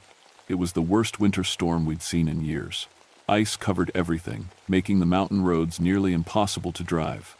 The mine entrance, what was left of it, sat in a hollow so remote that even in good weather it took an hour to hike there from the nearest road. The mine had been sealed after a disaster in 1943, when 23 miners got trapped during a roof collapse. They never found the bodies. The missing kids were from town: Jimmy Morrison, age 17, and the Hartley twins, both 16. Their parents said they'd gone out exploring that morning and never came home. In a blizzard like this, they could freeze to death in hours if they were stuck outside. But if they'd gone into the mine, looking for shelter, that might be even worse. I loaded my truck with gear and started the long, careful drive up the mountain. The wind howled through the trees, and snow came down so hard I could barely see 10 feet ahead. Every few minutes, I had to stop and scrape ice off my windshield. When I finally reached the trailhead, I could see fresh tire tracks in the snow, probably the kid's car. The tracks led to where the old mining road used to be, now just a walking trail that wound up through the trees toward the mine entrance. I strapped on my pack and started hiking. The snow was knee-deep and still falling. My breath came out in white puffs, and the cold bit at my face like tiny needles. But I knew these mountains, and I knew how to move through them, even in weather like this. It took me nearly 2 hours to reach the mine. What I found there made my blood run cold. The kids had definitely been here. Their footprints were clear in the snow around the entrance, or what should have been the entrance. The mine had been sealed with concrete and steel back in 1943, but someone had broken through. The opening was just big enough for a person to squeeze inside. Fresh footprints led straight into the dark. I pulled out my flashlight and gas detector. The device beeped as it warmed up, then settled into a steady green light, safe air, at least near the entrance. I called out into the darkness. "Jimmy, Sarah, Lisa, can you hear me?" My voice echoed back from deep underground, but there was no answer. Just the sound of wind whistling through the mine entrance, and something else. Something that made the hair on the back of my neck stand up. It sounded almost like singing. A low, rhythmic chant, like men working together on a hard job. But that was impossible. This mine had been empty for 20 years. I checked my equipment one more time and squeezed through the broken entrance into the Blackwater mine. The first thing that hit me was the smell. Not the dusty, stale air I expected from an old mine, but something fresher. Almost like the air was moving, being pumped from somewhere deeper underground. My gas detector stayed green, but the readings kept shifting. Carbon dioxide levels that went up and down like someone was breathing nearby. I followed the kids' footprints deeper into the main tunnel. The mine was in better shape than it should have been. The timber supports looked solid, and the floor was clear of the debris I'd expect after 20 years of neglect. Someone had been maintaining this place, but that didn't make sense. The mine company had written it off completely after the disaster. About 100 yards in, I found the first thing that made me stop cold. There was a lunch pail sitting on a wooden crate beside the tunnel wall. It was old, the kind workers carried in the 1942, but it looked like someone had just set it down. I opened it with my gloved hand. Inside was a sandwich wrapped in wax paper, an apple, and a thermos that was still warm. Still warm. I checked my watch. It was past 4 in the afternoon, and the temperature outside was below freezing. There was no way that thermos should be warm unless someone had filled it recently. But who and why? I called out again, louder this time. "Jimmy, kids, if you're in here, answer me." This time I heard something back. Not voices, but that singing again. It was definitely coming from deeper in the mine, and it was definitely human voices. Men singing together, low and steady, the kind of work song coal miners used to sing to keep time while they dug. But it was impossible. This mine had been empty since 1943. I followed the sound, my flashlight beam cutting through the darkness ahead. The tunnel split into 3 branches about 200 yards from the entrance. The kids' footprints went down the middle passage, so I followed them. That's when I started hearing the other sounds, pickaxes hitting stone, the creak and groan of mining equipment, the rumble of coal cars moving on tracks. But every time I stopped to listen closely, the sounds would fade away, leaving just that low singing and the echo of my own breathing. My gas detector was acting strange too. The readings kept jumping between normal and high methane levels, even though I couldn't smell any gas. Methane in a coal mine is deadly. It can explode with just a spark, but the levels I was seeing didn't match what my nose was telling me. I found the first kid about a quarter-mile down the middle tunnel. Jimmy Morrison was sitting against the tunnel wall, his eyes wide open, staring straight ahead. He wasn't moving, wasn't blinking, wasn't responding when I called his name. But he was breathing, and when I checked his pulse, it was strong and steady. He was holding a pickaxe in his hands. An old one, the kind they used in the 1942. The metal was worn smooth from years of use, and the wooden handle was stained dark with what looked like coal dust and sweat. But Jimmy Morrison had never worked in a mine. He was a high school kid from town whose biggest worry was passing algebra. I shook him gently. Jimmy, can you hear me?" He blinked once, slowly, and his eyes focused on me for just a second. His lips moved like he was trying to say something, but all that came out was a low humming sound, the same tune as the singing I'd been hearing. Then his eyes went blank again, and he went back to staring straight ahead. I checked him for injuries, but found nothing. No bumps on his head, no signs of carbon monoxide poisoning, no obvious reason why he should be acting like this. But something was definitely wrong. I needed to get him out of here and find the other 2 kids. I tried to lift Jimmy to his feet, but he wouldn't move. It was like he was glued to that spot, still holding that pickaxe, still humming that tune. When I tried to take the tool away from him, his grip tightened, and for a second, his strength was incredible. Way more than a 17-year-old kid should have. The singing was getting louder now, coming from deeper in the mine. And I could swear I heard new voices joining in, young voices that might have been Sarah and Lisa Hartley. I had to make a choice. Stay with Jimmy and try to get him moving, or go after the twins who might be walking deeper into danger. Jimmy seemed stable for now, even if he was acting strange. The twins might not have much time. I marked the spot with a reflective strip so I could find it again, then headed deeper into the mine, following the sound of that haunting work song. What I found in the next chamber changed everything I thought I knew about the Blackwater mine. The tunnel opened into a large chamber that shouldn't have existed. According to the mine maps I'd studied, this part of the Blackwater should have been solid rock. But here was a room the size of a school gymnasium, with tunnels branching off in all directions, and it was full of activity. Mining equipment was running everywhere. Old-fashioned coal cars moved along rusty tracks, their wheels squeaking and clanking. Conveyor belts carried loads of coal toward some unseen destination. The air was thick with dust and the sound of work. Pickaxes, shovels, men calling instructions to each other, but I couldn't see anyone. The equipment moved by itself. Pickaxes swung through the air, striking stone and coal, but no hands held them. Shovels scooped up loads of coal and dumped them into cars, but no workers guided them. And through it all, that singing continued. Dozens of voices now, maybe more, all joining in the old work songs my daddy used to hum when he came home from his shift. I found the Hartley twins near the center of the chamber. Sarah and Lisa were standing side by side, each holding a mining lamp that burned with a cold blue light. They were singing along with the invisible voices, their young faces blank and peaceful.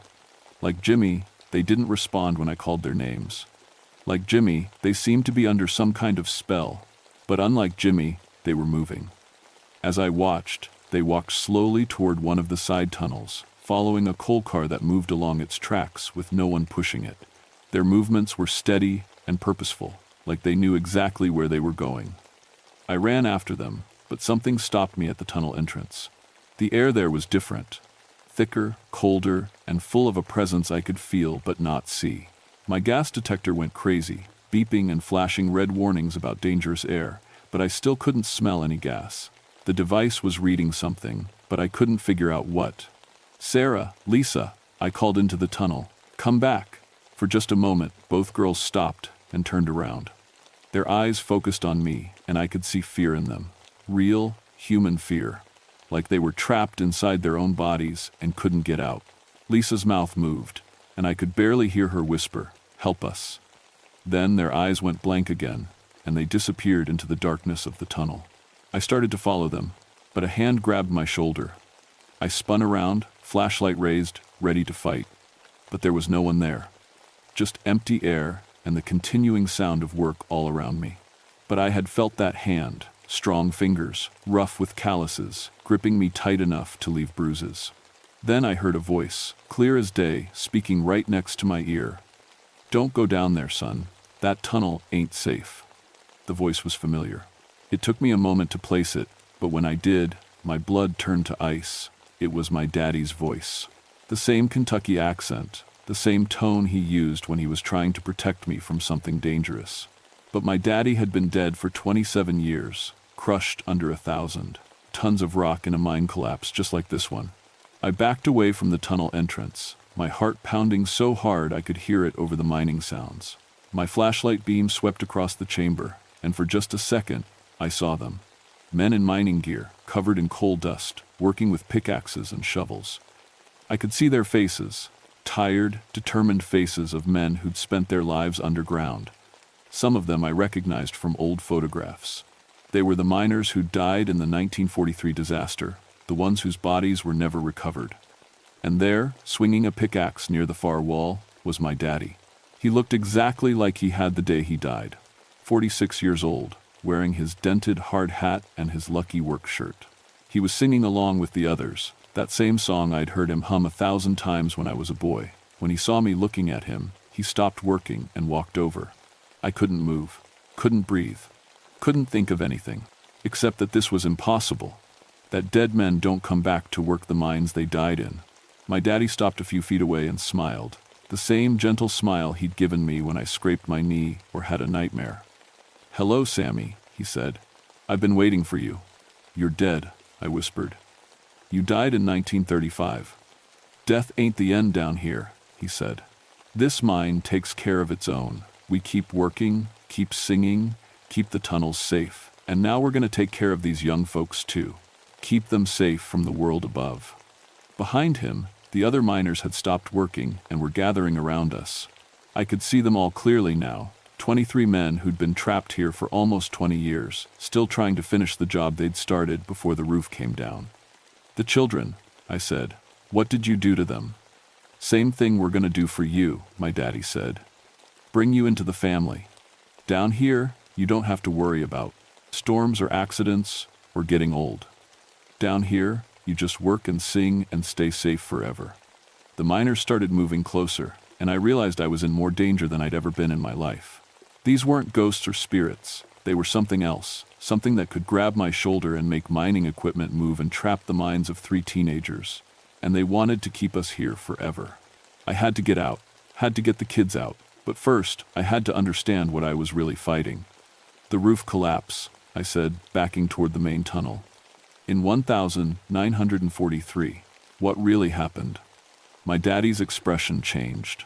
The gentle smile disappeared, and for a moment, he looked tired and sad and very, very old.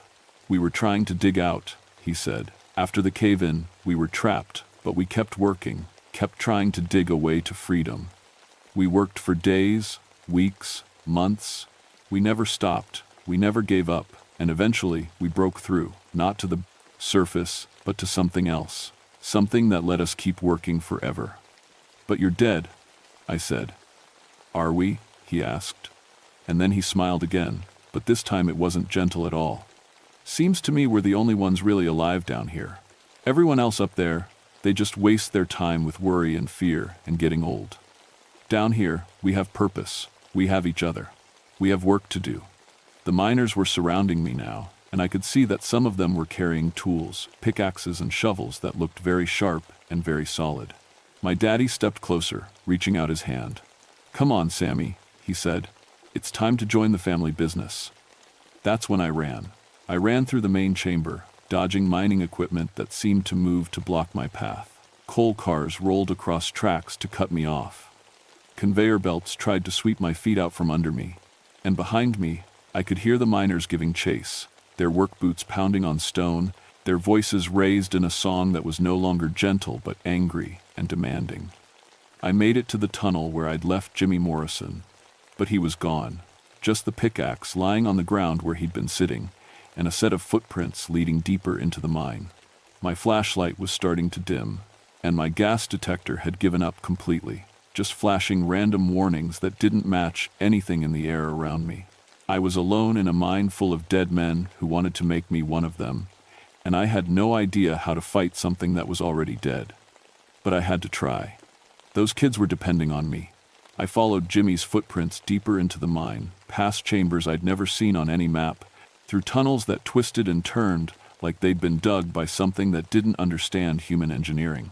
The singing was everywhere now, echoing off the walls, coming from ahead and behind and all around me. I found all 3 kids in the deepest part of the mine I'd seen yet. They were standing in a circle around what looked like a shrine made of mining equipment. Pickaxes, shovels, hard hats, and lunch pails were arranged in careful patterns around a central point where water dripped steadily from the ceiling into a dark pool. The kids were singing along with the invisible voices, and their eyes were completely black now, not just the pupils, but the whole eye, like they were looking at something far away. And surrounding them were the miners. I could see all 23 of them clearly now, plus my daddy standing near the back of the group. They looked solid, real, like living men covered in coal dust. But there was something wrong with their faces, expressions that were too intense, eyes that reflected my flashlight beam like an animal's. "Welcome, son," said a man I recognized from the memorial photo as the mine foreman, Joe Hartwell. "We've been waiting for you to join the family." "Let the kids go," I said, trying to keep my voice steady. "They don't belong here." Nobody belongs on the surface, Hartwell said. Up there, people just suffer and die. Down here, we take care of each other. These young folks understand that now. They want to stay. They're children, I said. They have families who love them.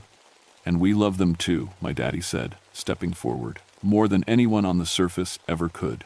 We'll keep them safe forever, Sammy, just like we want to keep you safe. I looked at the kids again. Jimmy Morrison was 16 years old, too young to spend eternity swinging a pickaxe. The Hartley twins had just gotten their driver's licenses. They had whole lives ahead of them, dreams and plans and people who cared about them. This isn't safety, I said. This is a prison. The miners' faces changed. The false kindness disappeared, and I could see what they really were. Desperate, terrified men who'd been trapped underground for 20 years and had lost their minds in the darkness. You don't understand, Hartwell said, and his voice was getting louder, angrier. We died trying to get out. We dug and dug until our hands bled and our bodies gave out. But we kept going. We broke through to something beyond death, something that let us keep working, keep existing, and now we can share that gift with others. It's not a gift, I said. It's madness. Maybe, my daddy said, and now he was holding a pickaxe too. But it's better than what's waiting up there, better than growing old and weak and dying alone. The miners started moving closer, and I realized talking wasn't going to work. These men, or whatever they'd become, truly believed they were saving us. In their minds, trapping us in the mine forever was an act of love. But I had one more card to play. I started to sing, not one of their work songs, but something my daddy had taught me when I was small. A song about miners who died in a collapse, about the families they'd left behind, about the pain of being separated from the people you love. It was a sad song, a song about loss and grief and the terrible price of working underground. The effect was immediate. The miners stopped moving, stopped threatening, stopped everything. They just stood there listening, and I could see remembering in their faces, remembering what it felt like to be human, to love people, to miss the sunlight and the sound of children playing. My daddy started to cry. I miss her, he whispered. I miss your mother. I miss watching you grow up. I miss everything. Then let us go, I said gently. Let these kids go back to their families. Let them have the lives you never got to finish. For a moment, I thought it was going to work. The miners looked uncertain, conflicted. Some of them were nodding, like they were remembering something important. But then Hartwell shook his head violently. No, he shouted. We can't let them. Leave. If they go back up there, they'll forget us. They'll leave us alone down here forever. The spell broke. The miners surged forward, and I knew I had only seconds before they reached me. I did the only thing I could think of. I grabbed my emergency flare gun from my belt and fired it straight at the ceiling above the shrine. The flare exploded against the stone roof in a shower of red sparks and burning magnesium. And in that brilliant light, I could see the truth. The miners weren't solid at all. They were made of shadow and coal dust and 20 years of accumulated despair. The mine equipment that had been moving by itself was rusted and broken. The tunnels that seemed so well maintained were full of debris and standing water. But most importantly, I could see that the kids were standing on the edge of a deep pit, the same pit where the 23 miners had fallen to their deaths in 1943. One more step and they would have joined them forever. The flare burned for 30 seconds, and in that light, the truth became clear. The miners weren't trying to save us, they were trying to make us share their fate. The shrine was built around the collapsed shaft where they'd died, and they wanted company in their eternal prison. But the light also showed me something else. A way out. I grabbed Jimmy Morrison first, pulling him away from the edge of the pit.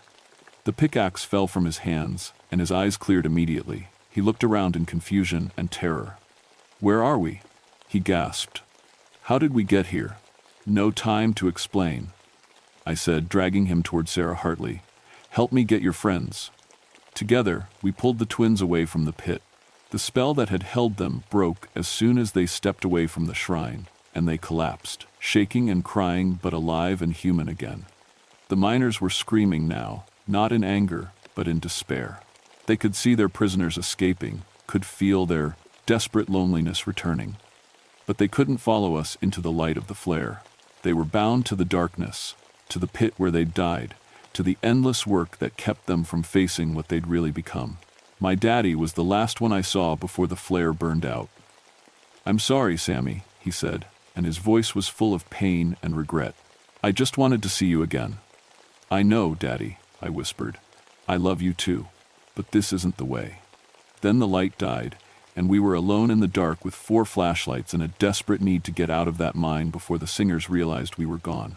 Getting the kids to the surface was the hardest thing I've ever done. They were weak and confused, and the mine seemed to fight us every step of the way.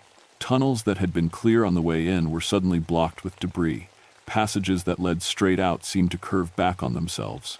It was like the mine itself was trying to keep us, but we made it. Just as my flashlight finally died completely, I saw gray light ahead, the entrance, and the winter storm that was still raging outside. It was the most beautiful thing I'd ever seen. I radioed for medical help as soon as we reached my truck. The kids were taken to the hospital, where doctors found nothing wrong with them except exhaustion and mild hypothermia. They had no memory of what happened in the mine after the first few minutes. As far as they knew, they'd gotten lost in the dark, and I'd found them wandering near the entrance. That was fine with me. The mine entrance was sealed again the next week, this time with steel plates and concrete barriers that would take dynamite to break through. I recommended that the entire area be posted as a hazardous zone, and my superiors agreed without question. They trusted my expertise about mine safety. If only they knew the real reason I wanted that place locked up forever. I transferred to surface patrol the following month. Told my supervisor that I was getting too old to crawl around in underground spaces, that I wanted to focus on trail maintenance and wilderness rescue. He understood. After 19 years of mine work, most rangers would want to change. But the truth is, I can't go underground anymore. Every time I try, I hear the singing. Those old work songs echoing through the darkness, calling me home to a family that's been waiting in the deep places for almost 30 years now. Sometimes, on quiet nights when I'm patrolling the back country, I can hear them even on the surface. Faint voices carried on the wind, singing about the work that never ends, about the family that's always waiting, about the safety that can be found in the dark places beneath the earth. The Blackwater mine is sealed now, but there are dozens of other abandoned mines in these mountains. Places where men died in cave-ins and explosions and floods, where bodies were never recovered, where the work was never finished. I carry extra flares now when I patrol near those places. Light seems to be the only thing that keeps the singers at bay. If you ever find yourself hiking in the old mining country of eastern Kentucky, listen carefully when you're near the abandoned shafts and sealed entrances. If you hear work songs echoing from underground, if you see fresh footprints leading into the dark, if you feel the urge to squeeze through broken barriers and explore the tunnels below, don't. Just don't. Some families aren't worth joining, and some work is too dangerous to finish. The miners are still down there, still singing, still waiting for new members to join their eternal crew. And they're very, very patient. They've got all the time in the world.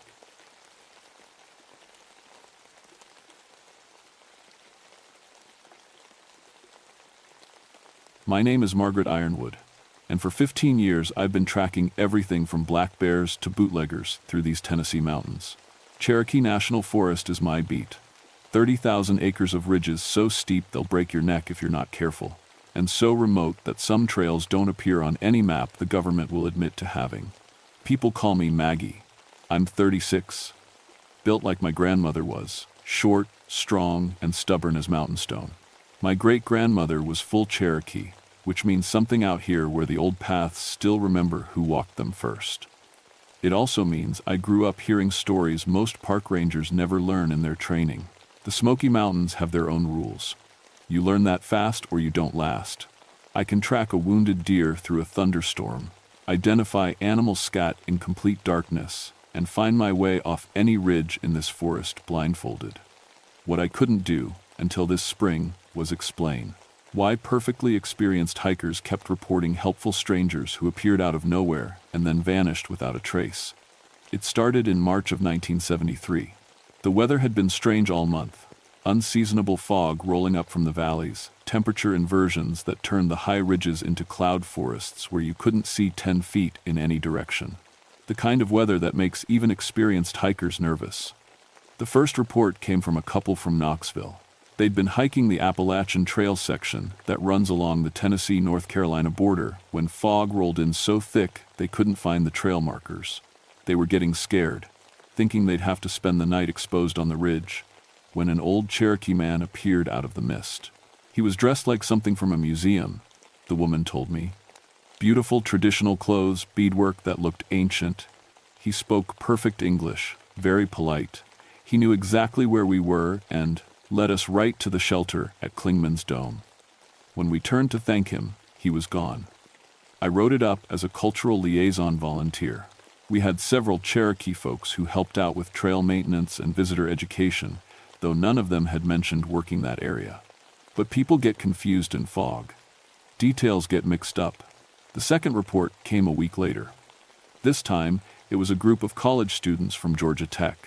They'd taken a wrong turn somewhere past Charlie's Bunyan and ended up on an unmarked trail that seemed to lead straight down the mountain. They were arguing about whether to continue or backtrack when a Cherokee woman in traditional dress appeared. She looked maybe 40, maybe 20. It was hard to tell, one of the students said.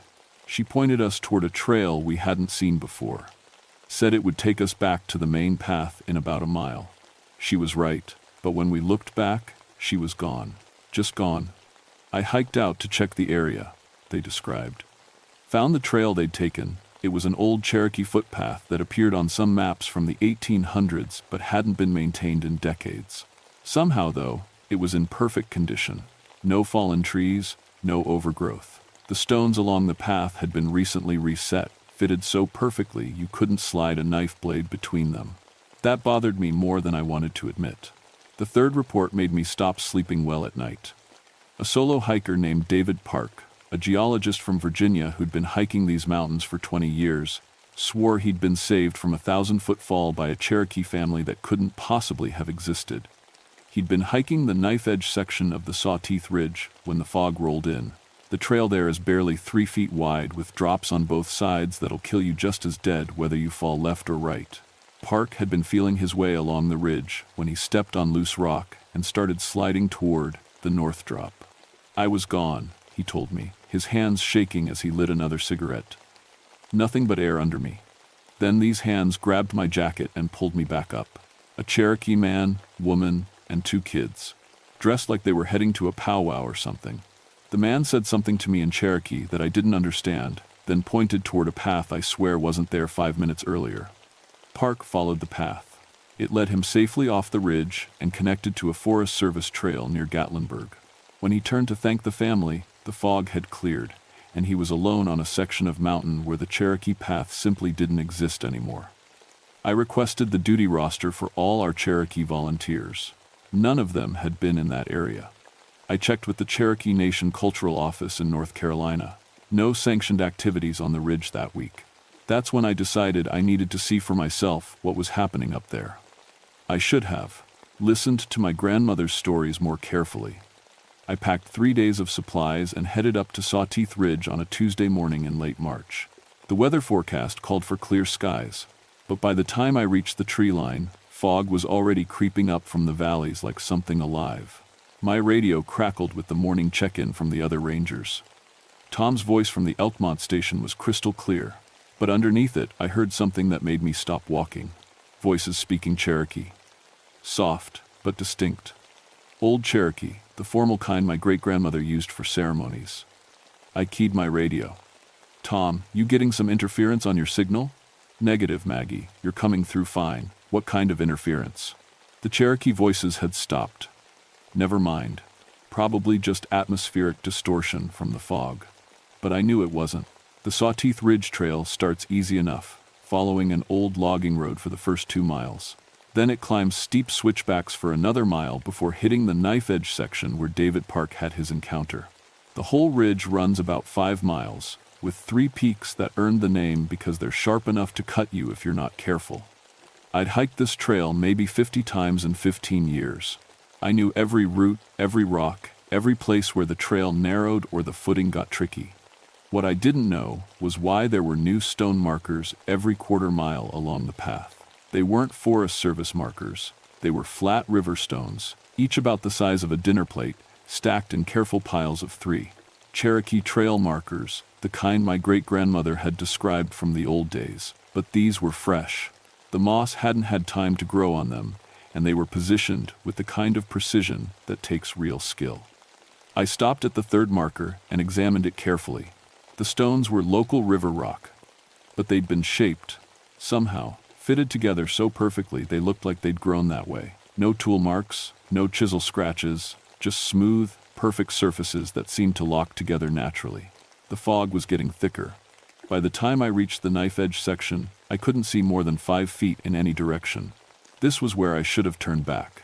Standard safety protocol says you don't hike dangerous terrain in zero visibility. But I was a ranger with 15 years of experience, and I had a job to do. I clipped my safety line to the guide wire that runs along the worst section of the ridge and started forward, feeling for each step. The wind was completely still, which was wrong. There's always wind on the ridges, especially in weather like this. The silence was so complete I could hear my heartbeat echoing off the rocks. That's when I heard the drumming. Low, rhythmic, like a heartbeat made of thunder. It seemed to come from the valleys on both sides of the ridge, but that was impossible. Sound carries strange in fog, but this was different. This was drumming that I felt in my bones before I heard it with my ears. I stopped and listened. The drumming continued for maybe 30 seconds, then faded away. In the silence that followed, I heard footsteps on the trail ahead of me. Multiple people, walking at a steady pace, their feet finding secure footing where I was struggling to place each step. The footsteps were getting closer. I called out, "Hello? This is Park Service. Can you hear me?" The footsteps stopped. "I'm a ranger." I called again.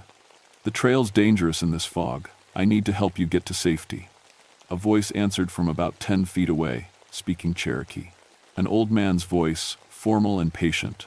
I couldn't understand all the words, but the tone was clear. He was asking if I needed help. "English," I said. "Do you speak English?" "Yes," the voice said, switching languages smoothly. "You are the granddaughter of Martha Ironwood." My great-grandmother's name. Nobody had called her that in 20 years. "How do you know that name?" "She walked these paths with respect, as do you. The ridge is dangerous today. You should not travel alone." Through the fog, I saw the outline of a man. Tall, wearing what looked like traditional Cherokee clothing, buckskin jacket, geometric beadwork across the chest. His face was kind but ageless in the way that some Cherokee elders have, as if they've seen enough years that counting stopped mattering. "I'm a ranger," I said. "This is my job." "Are you with the cultural education program?" He smiled, and something about that smile made my skin crawl. Not because it was threatening, because it was too knowing, too understanding, like he could see straight through to thoughts I hadn't had yet. "I am with the people who have always walked these ridges," he said. "Come. The path is treacherous ahead. There is a safer way." He turned and started walking, not along the main trail, but toward what looked like solid rock. As I watched, fog swirled away from the mountain face, and I saw a narrow path carved into the stone, a path that definitely hadn't been there when I'd hiked this ridge 2 weeks ago. Every rational part of my mind said to clip back onto the main trail and head for safety. But 15 years of ranger training said you don't leave people alone on dangerous mountains, and my Cherokee blood said you listen when the elders offer guidance. I followed him into the fog. The path he led me on was impossible. It curved around cliff faces that should have been impassable, crossed gaps that seemed too wide to jump but somehow weren't, and wound through areas where the rock had been worn smooth by countless footsteps over centuries. We walked in silence for what felt like an hour. The fog began to thin as we climbed, and I started to see more clearly.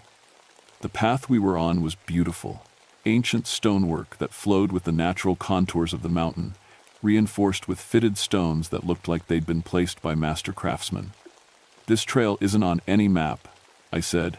"Maps change," he replied. "Paths remain." When we reached the other side of the ridge, the fog cleared completely. I found myself standing at a familiar trail junction near the 3rd peak of the Sawteeth. A perfectly normal Forest Service trail that I'd hiked dozens of times. I turned to thank the old man, but he was gone. Not just out of sight, gone. The path we'd taken was gone too.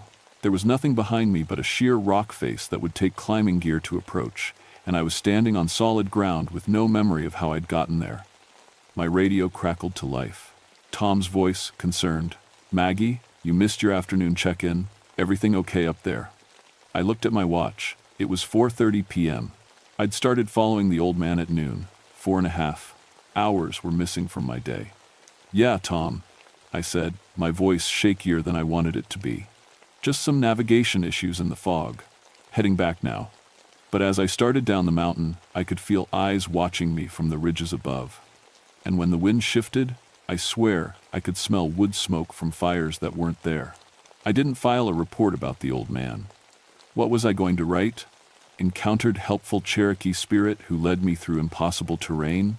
Instead, I requested the maintenance logs for the Sawteeth Ridge.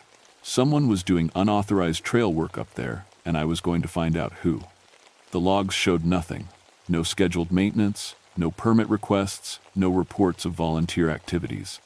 But when I cross-referenced the dates of the hiker encounters with weather reports and ranger duty rosters, a pattern emerged. Every encounter happened during fog conditions. Every encounter involved Cherokee people in traditional dress. And every encounter took place near sites that appeared on 19th century Cherokee trail maps, but not on modern Forest Service surveys. I called Janet Crowfeather, our liaison with the Eastern Band of Cherokee Indians. Janet had grown up on the Qualla boundary and knew the old stories better than anyone. "Maggie," she said when I described what I'd found, "you need to be very careful up there." Careful of what? Unauthorized trail maintenance? Careful of the Nunahee. The word sent chills down my spine. My great-grandmother had told me stories about the Nunahee when I was little. The spirit people. Cherokee ancestors who had chosen to stay and guard the sacred places rather than cross over to the Nightland. "Janet, I need facts, not folklore." "Facts?" Her voice got serious. "Fact, those trail markers you described match descriptions of ancient Cherokee boundary stones. Fact, the stonework techniques you're seeing were lost when the Cherokee were forced out in 1838. Fact, my grandmother warned me never to hike those ridges alone during fog season. And why is that? Because sometimes the Nunahee invite travelers to stay with them. And sometimes those travelers never find their way back to our world." I thanked Janet and hung up, but her words stayed with me. That night, I dreamed about walking endless stone paths through mountains that stretched beyond the horizon, while drums echoed from valleys full of mist and starlight. 3 days later, I got a call that changed everything. A family of 4 from Atlanta, parents and 2 teenage kids, had been hiking the northern section of the Sawteeth Ridge when they encountered what they described as a Cherokee village that shouldn't exist. The Dai, father, a software engineer named Mike Chen, was the kind of man who dealt in facts and logic. When he called the ranger station, his voice was shaking. "We were hiking toward Charlie's Bunyan when the fog rolled in," he said. "We took shelter under some rocks to wait it out. When it cleared, we were looking down into a valley that's not on any map. There was a village down there. Traditional Cherokee houses, people in buckskin and feathers, cook fires burning. We could hear children laughing." "Probably a historical reenactment," I said, though I knew it wasn't. "At 8,000 feet elevation, in the middle of nowhere?" And when we tried to hike down to ask for directions, the path kept changing. We'd walk for 10 minutes toward the village, then somehow we'd be back where we started. The family had eventually found their way back to the main trail, but Mike Chen's description of the village was too detailed to dismiss. Stone houses with grass roofs, elaborate totem poles, children playing with wooden toys that looked hand-carved, and everyone in the village wearing traditional clothing that looked ancient but perfectly preserved. I decided to investigate, but this time I wasn't going alone. Sarah Martinez was our newest ranger, fresh out of training and eager to prove herself. She was smart, observant, and completely skeptical of anything that couldn't be explained by standard park protocols. Perfect witness material. We headed up to the northern ridge section on a Thursday morning. The weather was clear when we started, but by noon, fog was creeping up from the valleys just like it had during every other incident. "This is getting predictable," Sarah said, checking her GPS. "Same weather pattern every time." "Yeah," I said. "Too predictable." We reached the area where the Chen family had taken shelter. Nothing unusual, just a standard rock outcropping that hikers used for rest breaks. But when the fog thickened and Sarah went to check her GPS, she got the first sign that we weren't dealing with normal circumstances. "That's weird," she said, tapping the device. "I'm showing our position as about 5 miles southeast of where we actually are. And according to we're at sea level." I checked my GPS. Same reading. According to our satellites, we were standing in the middle of the Great Smoky Mountains National Park Visitor Center parking lot. That's when we heard the voices. Singing, this time, Cherokee songs that I half remembered from childhood ceremonies my great-grandmother had taken me to. Multiple voices, harmonizing in the ancient style that makes your soul ache with longing for something you can't name. "Do you hear that?" Sarah asked. "Yeah. You?" Traditional Cherokee music, but there's no performance scheduled for this area. The singing was coming from below us, down in the valley that wasn't supposed to exist. As the fog shifted, we caught glimpses of what Mike Chen had described. Smoke rising from cook fires, the geometric patterns of traditional Cherokee buildings, people moving between the houses, going about daily life that looked like it belonged in a museum diorama. "We need to investigate," Sarah said, starting toward a path that led down into the valley. I grabbed her arm. "No, we document what we can see from here, then we report back. Maggie, this could be the discovery of the century. A preserved Cherokee settlement that's been hidden for over 100 years. Or it could be something that doesn't want to be discovered." But Sarah was already moving down the path, her camera out, taking pictures. I had no choice but to follow. The path was perfect, too perfect. Smooth stone steps that looked like they'd been carved yesterday, handholds positioned exactly where you needed them, wooden bridges over streams that ran crystal clear and sang like music as they flowed. We walked for 20 minutes, and the village got closer but never seemed to get any larger. It was like trying to approach something in a dream, always just out of reach, always exactly the same distance away. Then Sarah stopped walking. "Maggie," she said, her voice strange and distant. "Look at my pictures." She held out her camera's display screen. The photos she'd been taking showed nothing but empty forest. No village, no smoke, no people, just trees and mist and ordinary mountain terrain. "That's impossible," I said. "I can see the village right now. So can I. But the camera sees something different." That's when I looked around and realized we were lost. The path we'd been following had vanished. We were standing in the middle of thick forest with no trail in any direction. The village was still visible below us, but now it seemed farther away than when we'd started walking toward it. My radio crackled with static, then cleared enough for a voice to come through. But it wasn't dispatch. It was an old woman speaking Cherokee, her voice formal and urgent. Sarah looked at me with fear in her eyes for the first time since we'd started hiking together. "Maggie, what did she say?" I understood more Cherokee than I usually admitted. The old woman was giving us a warning. "Turn back now, or stay forever." She said we need to head back to the main trail. I lied. It took us 3 hours to find our way out. 3 hours of walking in circles, following paths that led nowhere, climbing over fallen trees that shouldn't have been there, and through thick undergrowth in areas that had been clear trail just minutes before. When we finally reached the main trail, the fog lifted completely. Behind us, the forest looked perfectly normal. No hidden paths, no village in the valley below, no sign that anything unusual had ever existed. But in my pocket, my digital camera held one photo that shouldn't have been possible. A picture of Sarah and me walking down a stone path toward a Cherokee village, full of people in traditional dress, all of them looking directly at the camera with expressions that seemed to say, "Welcome home," a photo that Sarah's camera had refused to take. I took a week of personal leave after the incident with Sarah. Officially, I needed to process some family business. Unofficially, I needed to talk to someone who might understand what was happening on the ridges. My great-aunt Rose lived on the Qualla boundary, in a small house that had belonged to our family for 4 generations. She was 83 years old and sharp as a knife edge, with eyes that seemed to see more than most people were comfortable with. "I've been waiting for you to come," she said when I knocked on her door. "The mountain spirits have been talking about you." Rose made tea and listened while I told her everything that had happened on the Sawteeth Ridge. When I finished, she was quiet for a long time. Your great-grandmother used to walk with them, she said finally. The Nunahi. They trusted her because she understood the old ways and honored the mountain places. But she always came back to this world. What are they? Really? Cherokee people who chose to stay when the soldiers came to take us west. They became something between human and spirit, guardians of the sacred places. They help travelers sometimes, but they also test them. Test them for what? Rose looked at me with those two knowing eyes. To see if they're worthy to join them. To see if they love the mountains enough to leave everything else behind. She told me stories I'd never heard. Cherokee families who had hidden in the deepest mountains during the removal, slowly transforming into something other than human. Travelers who had been invited to stay in the spirit villages and chose never to return. Rangers and hikers who had vanished over the years, their bodies never found. Why are they active now? I asked. The mountains are threatened, Rose said. Development.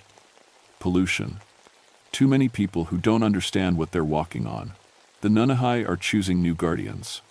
And they want me. They want someone who understands both worlds. Someone who can protect the sacred places from those who would harm them. That night, I made my decision. I was going back to the Sawtooth Ridge, alone, to confront whatever was happening there.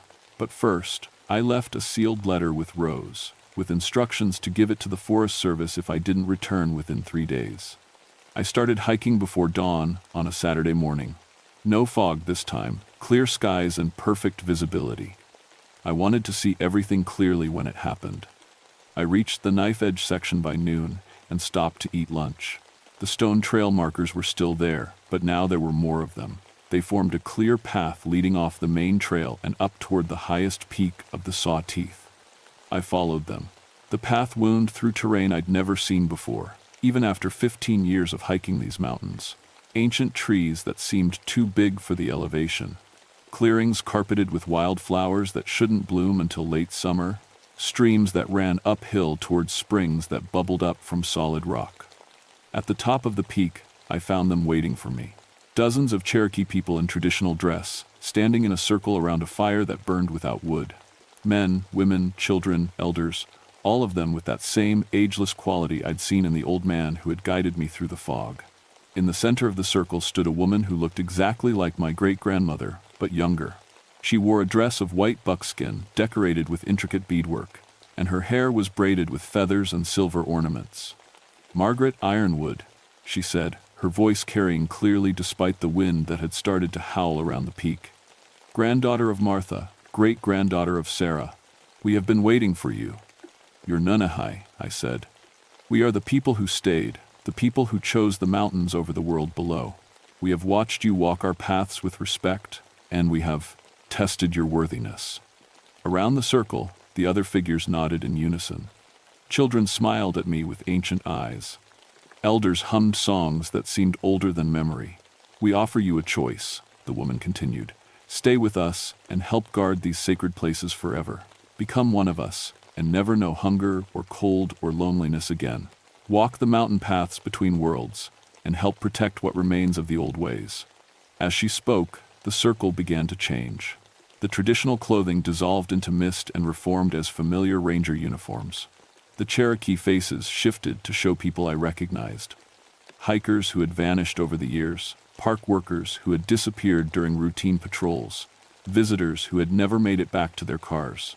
All of them smiling, all of them looking peaceful and content. "Or," the woman said, "return to your world and forget you ever saw us. Go back to your ranger duties and your paperwork and your radio calls. Grow old and tired and watch as the mountains are slowly destroyed by those who see them as nothing more than a playground." The choice was real. I could feel it in my bones. Stay and become a guardian spirit, or leave and pretend none of this had happened. I thought about my great-grandmother's stories, about the responsibility of protecting sacred places, about 15 years of watching the mountains get more crowded and more damaged every year. But I also thought about the hikers who trusted rangers to bring them home safely, about Sarah Martinez and the other young rangers who needed experienced guides, about the Cherokee kids on the reservation who needed someone to teach them about their heritage in ways they could understand and carry back to the modern world. "I can't stay," I said finally. But I can help you from my world. I can protect the sacred places as a ranger and teach others to respect them." The woman smiled, and for a moment she looked exactly like my great-grandmother at the age I'd known her. "We hoped you would choose this path," she said. "You are more valuable to us in your world than in ours." But the choice had to be yours to make. The circle began to fade, becoming translucent in the afternoon sunlight.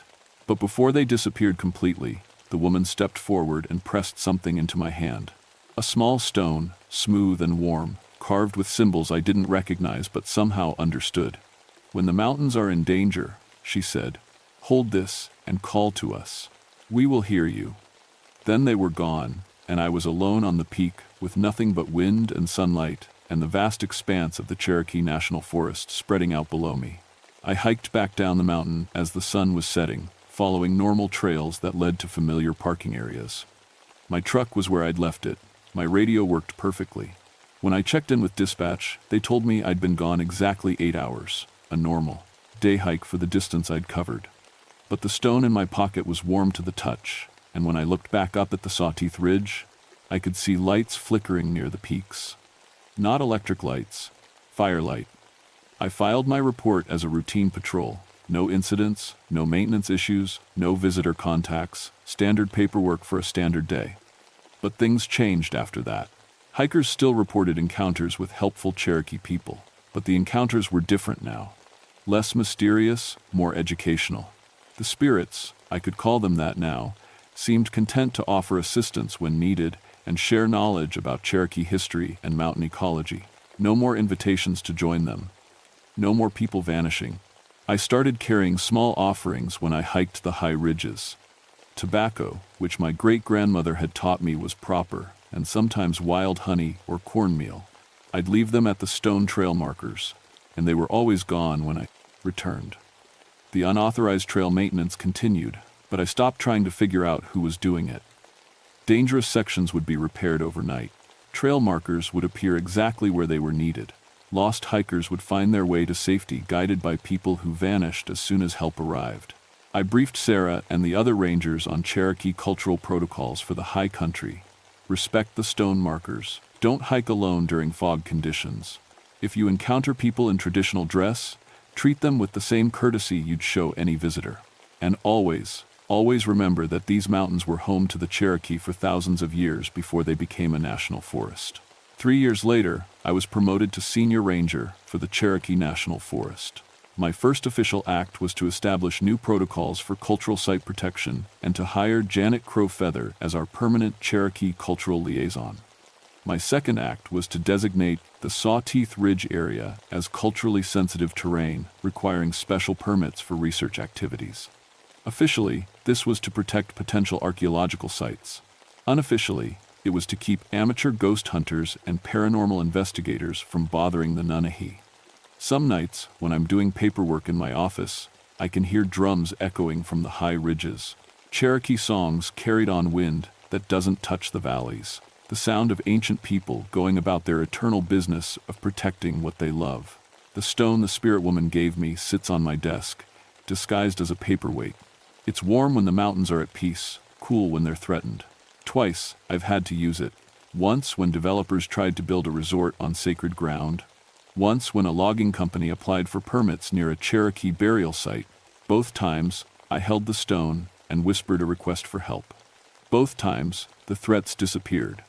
Legal complications, permit, denials, environmental challenges that couldn't be overcome. The mountains have their own ways of protecting themselves. I still hike the Sawtooth Ridge regularly. Not as often as I used to, but often enough. Sometimes I catch glimpses of the spirit village in the valley below, but I don't try to approach it anymore. Sometimes I hear my name being called by voices that sound like family, but I don't follow them. I made my choice, and I keep it every day. I protect these mountains from my world, the way my ancestors protect them from theirs. But on quiet nights, when fog fills the valleys, and the drums echo from the high places, I remember the peace I saw in their faces, the contentment of people who chose love over safety, duty over comfort, forever over the brief span of ordinary human life. And sometimes, just sometimes, I understand why so many people choose to stay. The ridge walkers are still out there. If you hike the Cherokee National Forest, especially the high country near the Tennessee-North Carolina border, you might meet them. They're helpful folks, knowledgeable about the trails and generous with directions. Just remember, they're not really offering you a trail map.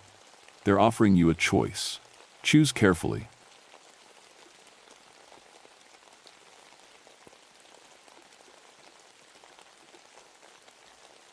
My name is Joshua Deepwater, and I've been a ranger in Jefferson National Forest for 12 years now.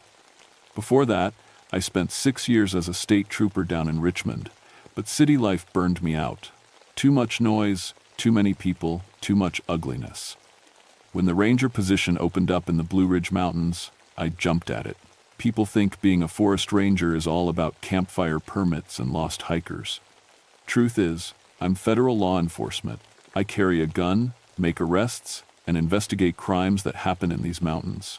In 12 years, I've busted over 200 people for everything from poaching to running illegal stills to growing marijuana in hidden clearings. I know these mountains better than most folks know their own neighborhoods.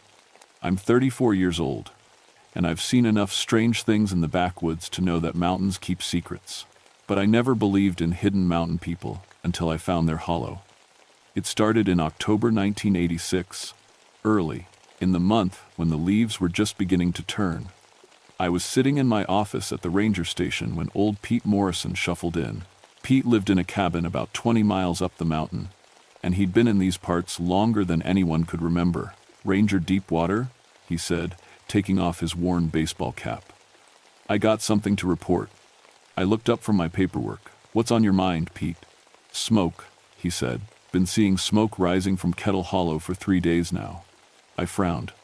Kettle Hollow was marked on our maps as uninhabited wilderness. It was a narrow valley tucked between two ridges, so hidden you could walk within 100 yards of it and never know it was there. No roads led to it, no trails even. Just thick forest and steep slopes. "You sure it was smoke?" I asked. Pete nodded. "Wood smoke, the kind that comes from a chimney, not a wildfire. Someone's living in there, Ranger. And they ain't supposed to be." I made a note in my logbook. Illegal camping was common enough, though most folks didn't venture into places as remote as Kettle Hollow. Still, it was my job to check it out. "I'll take a look," I told Pete. "Thanks for reporting it." After Pete left, I studied the topographic maps. Kettle Hollow was about 25 miles from the nearest settlement, accessible only by foot through some of the roughest country in the forest. The hollow itself was maybe half a mile long and a few hundred yards wide at its widest point. According to the maps, it had been surveyed back in the 1922 and found to contain nothing but wildlife. I decided to hike in the next morning. October nights were getting cold, and whoever was camping in there illegally needed to be moved out before winter set in proper.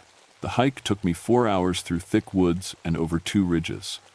I know these mountains well, but even I had trouble finding the way down into the hollow. The slopes were steep and covered with loose rock and fallen trees. By the time I worked my way down to the valley floor, it was past noon. What I found there made me stop dead in my tracks. There was a cabin in a small clearing, and it wasn't some makeshift shelter thrown together by campers. This was a real log cabin with a stone chimney, glass windows, and a wooden shingle roof. Smoke was rising from the chimney, just like Pete had said. But that wasn't what puzzled me most. The cabin looked old. Really old. The logs were weathered to a silver-gray color that takes decades to develop. The chinking between the logs was done with clay and moss in a style I'd only seen in historical sites. Even stranger, there was a garden beside the cabin with late vegetables still growing. Turnips, winter squash, and kale that looked healthy and well-tended. I walked closer, my hand resting on my radio. The garden really bothered me. The soil in this hollow should have been acidic mountain dirt, poor for growing anything. But these vegetables were thriving like they were planted in rich farmland. That's when I noticed my radio wasn't crackling with static like it usually did in remote areas. It was completely silent. I tried to raise the base station, but got nothing. Not even static, just dead air. I approached the cabin slowly, my training kicking in. The windows had curtains, but I couldn't see anyone moving inside. A pile of split firewood was stacked neatly beside the front door. An axe leaned against the wall, its blade sharp and clean. "Hello," I called out. "Forest Service." No answer. I walked around the cabin, looking for signs of how many people might be living here. There were no vehicles, of course, no way to get one down into this hollow, no power lines either. But there was a well with a hand pump, and clothes hanging on a line behind the cabin. The clothes stopped me cold. There were dresses that looked like something from an old Western movie, long, plain, made of heavy fabric. Men's shirts and pants that seemed handmade. Even the way they were hung on the line looked old-fashioned, with wooden clothespins instead of the plastic kind most people used. I was starting to think I'd stumbled onto some kind of historical reenactment camp, maybe a group of people trying to live like pioneers for a weekend. Except this didn't look temporary. The garden, the cabin, the worn path between the well and the door, everything suggested people had been living here for a long time. "Hello," I called again, louder this time. "I'm Ranger Deepwater with the Forest Service. I need to speak with whoever's in charge here." Still no answer. But as I stood there in the afternoon quiet, I started to notice something strange about the silence itself. It was too complete. No bird songs, no insect sounds, no wind rustling through the leaves. The hollow was as quiet as a tomb. I tried my radio again. Still dead. Even my watch had stopped, though I could have sworn it was working fine that morning. Something was very wrong here. But I couldn't put my finger on what. I decided to wait. Whoever lived here would have to come back eventually, and I had a duty to find out who they were and what they were doing in protected wilderness. I found a fallen log at the edge of the clearing, where I could sit and watch the cabin without being too obvious about it. The afternoon stretched on. The sun moved across the sky, but something felt off about its path. It seemed to be moving too slowly, like the day was lasting longer than it should. I kept checking my watch, forgetting it had stopped. Around what I guessed was 4 o'clock, I heard something. Voices, distant and soft. They were coming from the far end of the hollow, where the valley narrowed to a point. I stood up and saw them. 3 people were walking toward the cabin, a man, a woman, and a child. Even from a distance, I could tell something was strange about them. They moved with an unhurried pace, like people who had nowhere else to be.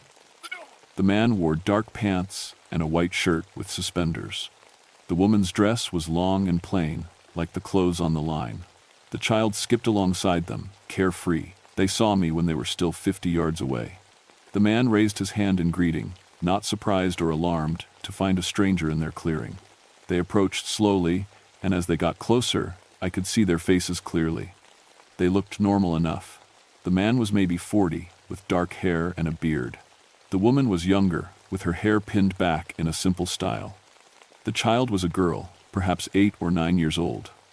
But there was something about them that made my skin crawl. They looked too perfect, too calm, like people in an old photograph.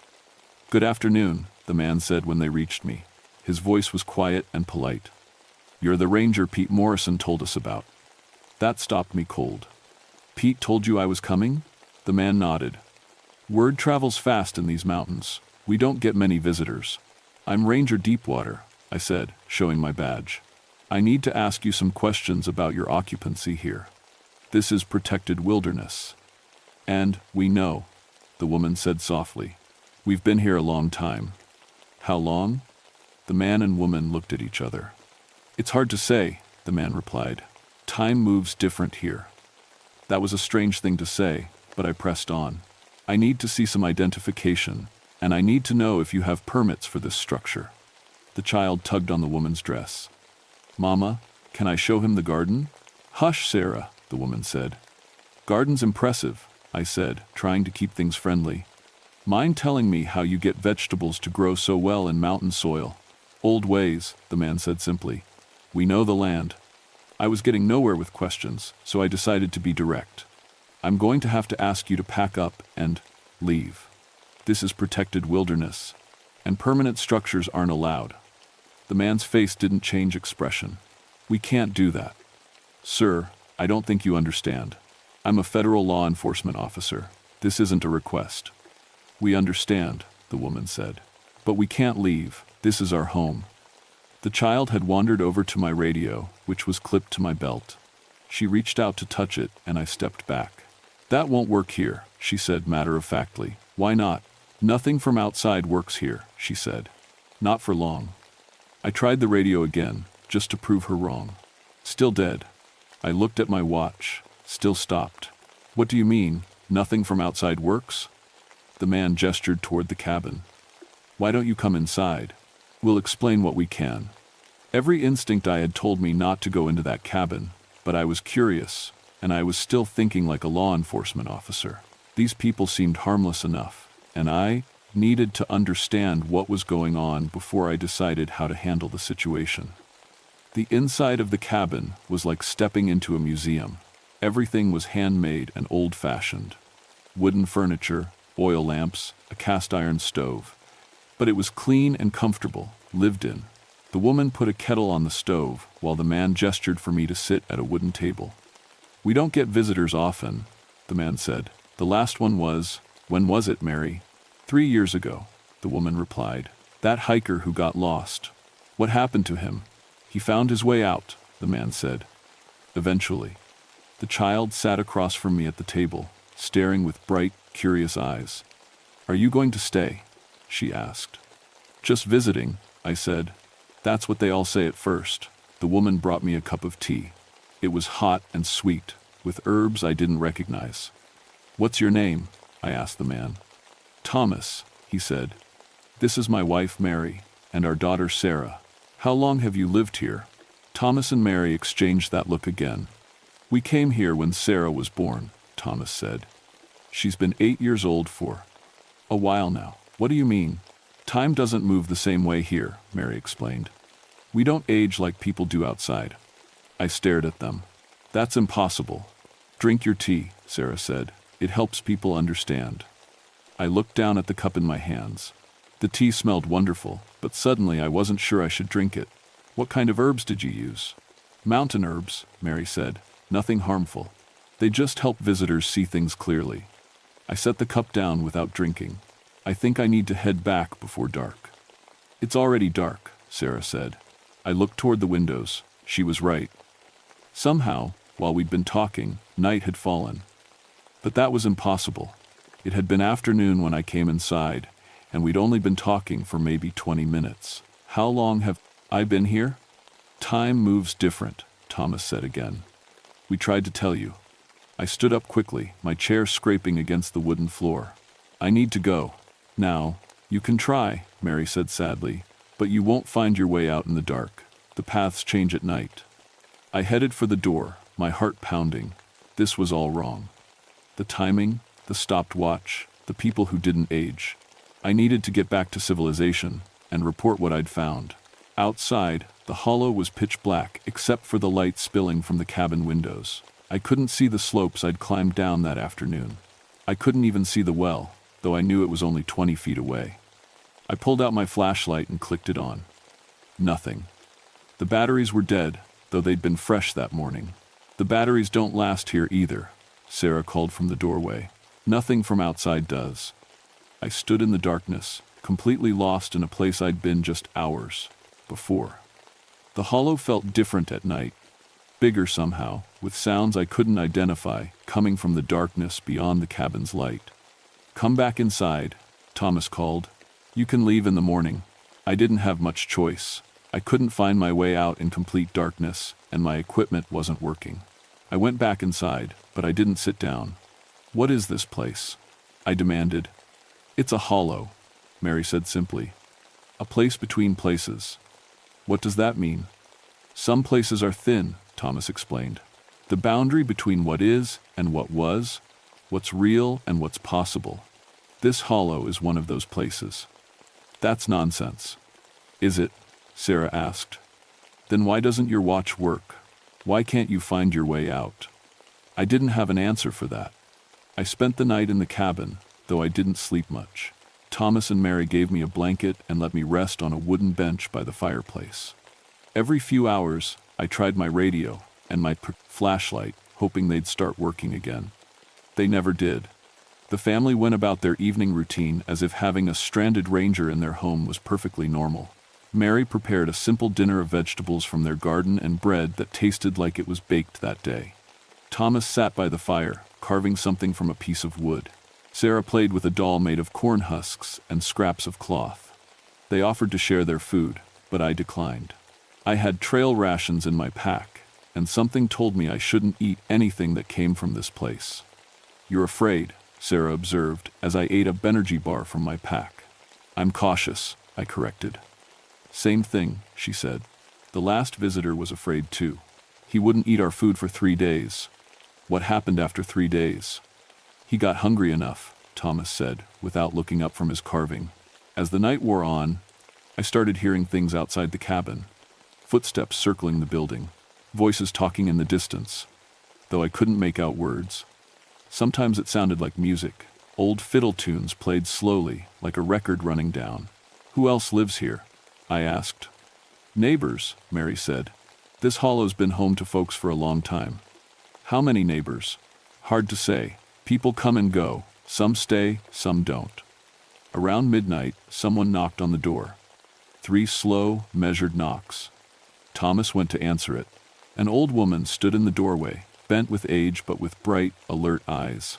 She wore a long, dark dress and carried an oil lamp. "Brought some herbs for the visitor," she said, her voice crackling like dry leaves. She looked directly at me. For his understanding. "Much obliged, Granny Colton," Mary said, taking a small cloth bag from the woman. The old woman studied me for a long moment. "He's got the look," she said finally. "What look?" I asked. "The look of someone who's starting to see. Most folks who find this place, do, sooner or later." She turned to go, then stopped.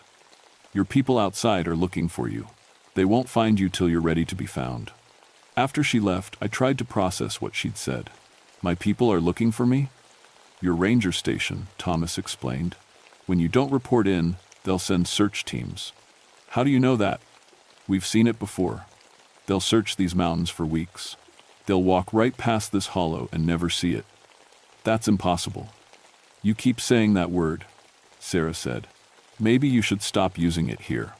I tried to stay awake all night, but exhaustion finally won. I dozed off on the bench sometime before dawn. I woke to the smell of bacon and eggs. Morning sunlight was streaming through the windows, and Mary was cooking breakfast on the wood stove. "Feeling better?" she asked. I sat up, my neck stiff from sleeping on the wooden bench.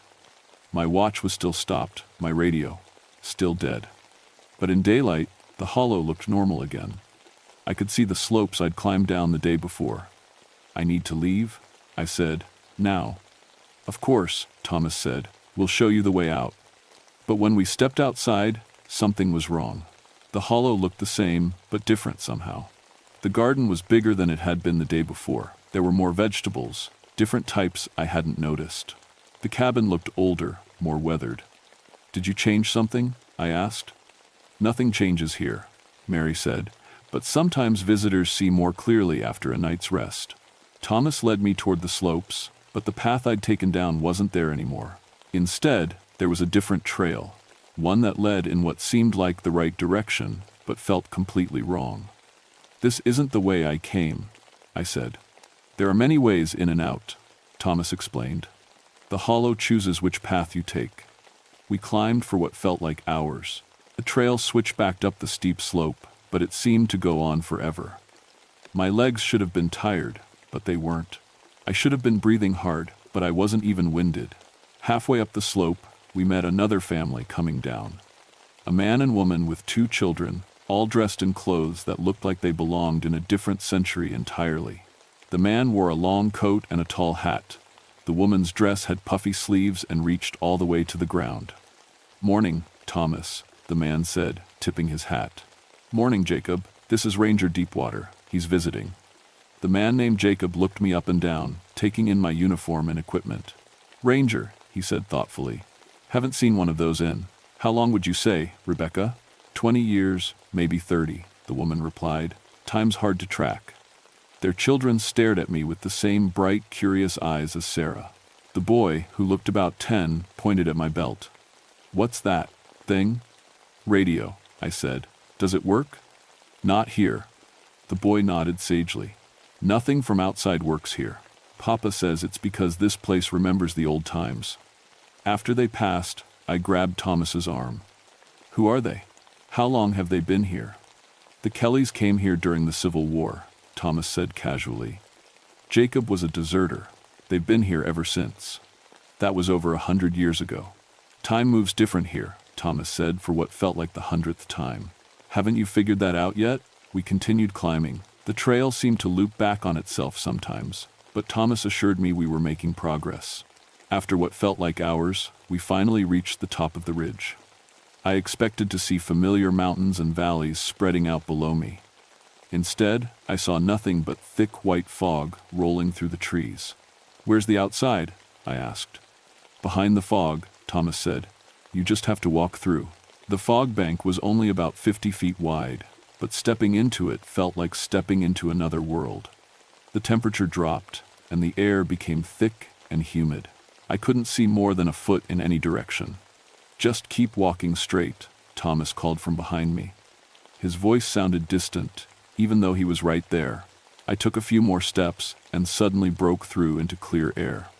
I was standing on a ridge I recognized, looking down at familiar valleys. My radio immediately crackled to life with static.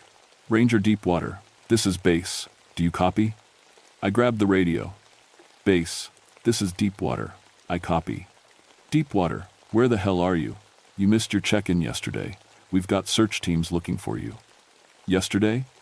I looked at my watch. It was running again, showing 10:30 a.m. According to the radio chatter, I'd been missing for 36 hours. But I'd only been in the hollow for one night.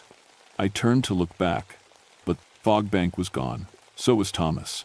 I was standing alone on a ridge, looking down at empty forest. There was no sign of the trail we'd climbed, no sign of the hollow below. I hiked back to the ranger station in a daze.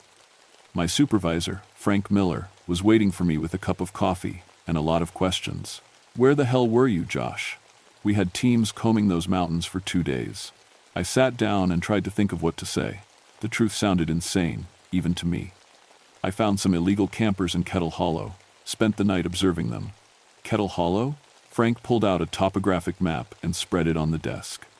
You mean this area here? He pointed to a spot marked with contour lines. I looked at the map. According to the markings, Kettle Hollow was nothing but a steep-sided ravine with no flat ground for camping. Certainly no room for a cabin and garden. That's not right, I said. There's a valley there. A clearing with a cabin. Frank studied my face. Josh, are you feeling okay? You look like you've seen a ghost. I spent the next 2 hours writing my report. I described finding illegal campers, but left out most of the details.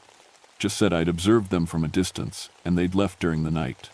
Frank filed it away without much interest, but I couldn't stop thinking about what had happened. Over the next few days, I researched everything I could about Kettle Hollow and the surrounding area. What I found made my blood run cold. In the local historical society, I found records dating back to the 1800s. Multiple mentions of families who had disappeared into the mountains during times of trouble. During the Civil War, several families had vanished after Union soldiers came looking for Confederate deserters. During the Great Depression, more families had simply walked into the wilderness and never come out. The records all mention the same thing. These people had last been seen heading toward what the old-timers called the Hidden Hollow. I also found newspaper clippings from the 1,960 seconds about a hiker who'd gone missing for 3 weeks. When he was finally found, he claimed he'd been staying with mountain folk who lived in the old ways. Search teams had found him wandering alone on a ridge, dehydrated and confused. He kept insisting there was a settlement in a hidden valley, but no one believed him. The more I researched, the more I realized I hadn't stumbled onto simple squatters. I'd found something else entirely. Something that had been hidden in those mountains for over a century.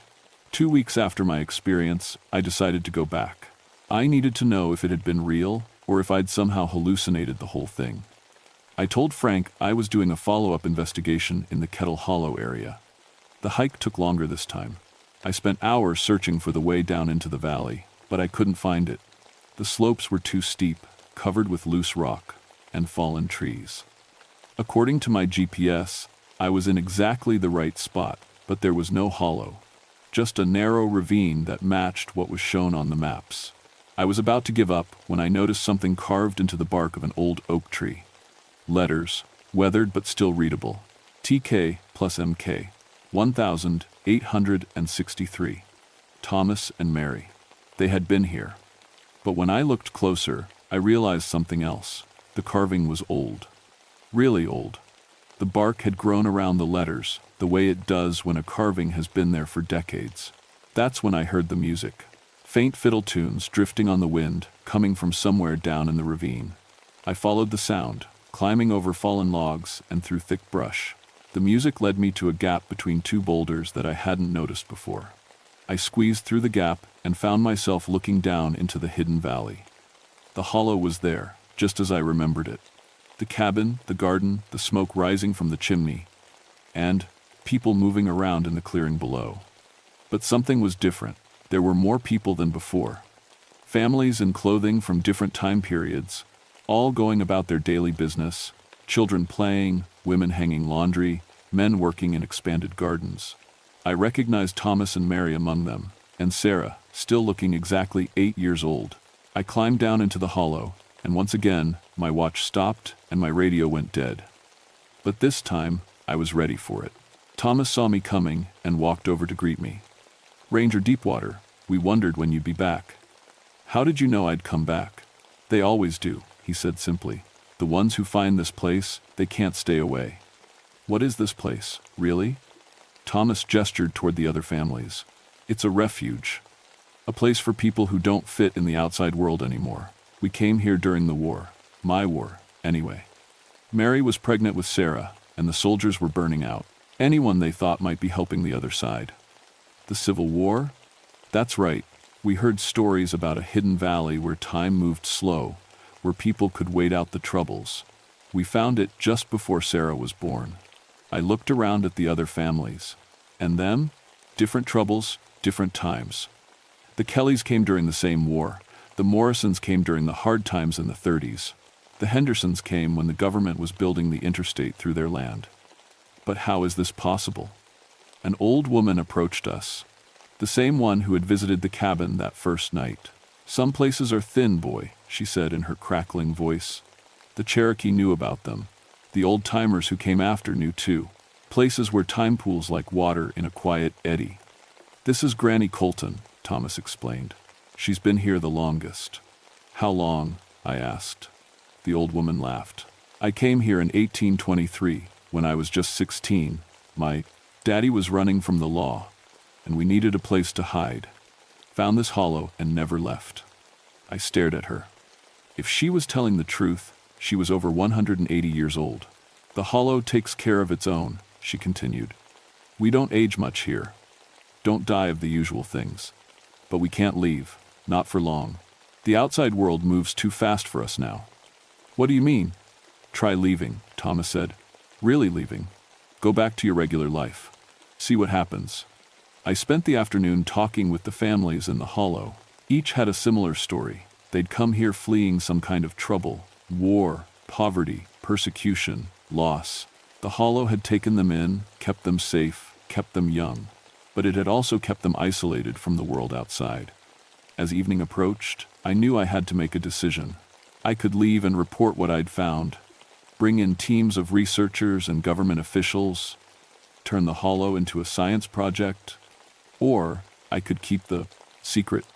"What happens if I tell people about this place?" I asked Granny Colton. "Then it won't be hidden anymore," she said sadly.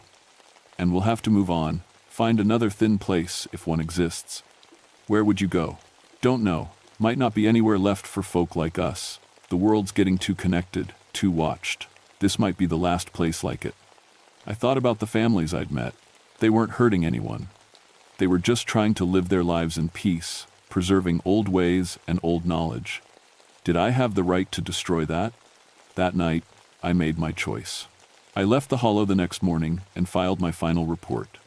Kettle Hollow was uninhabited wilderness, unsuitable for camping or development.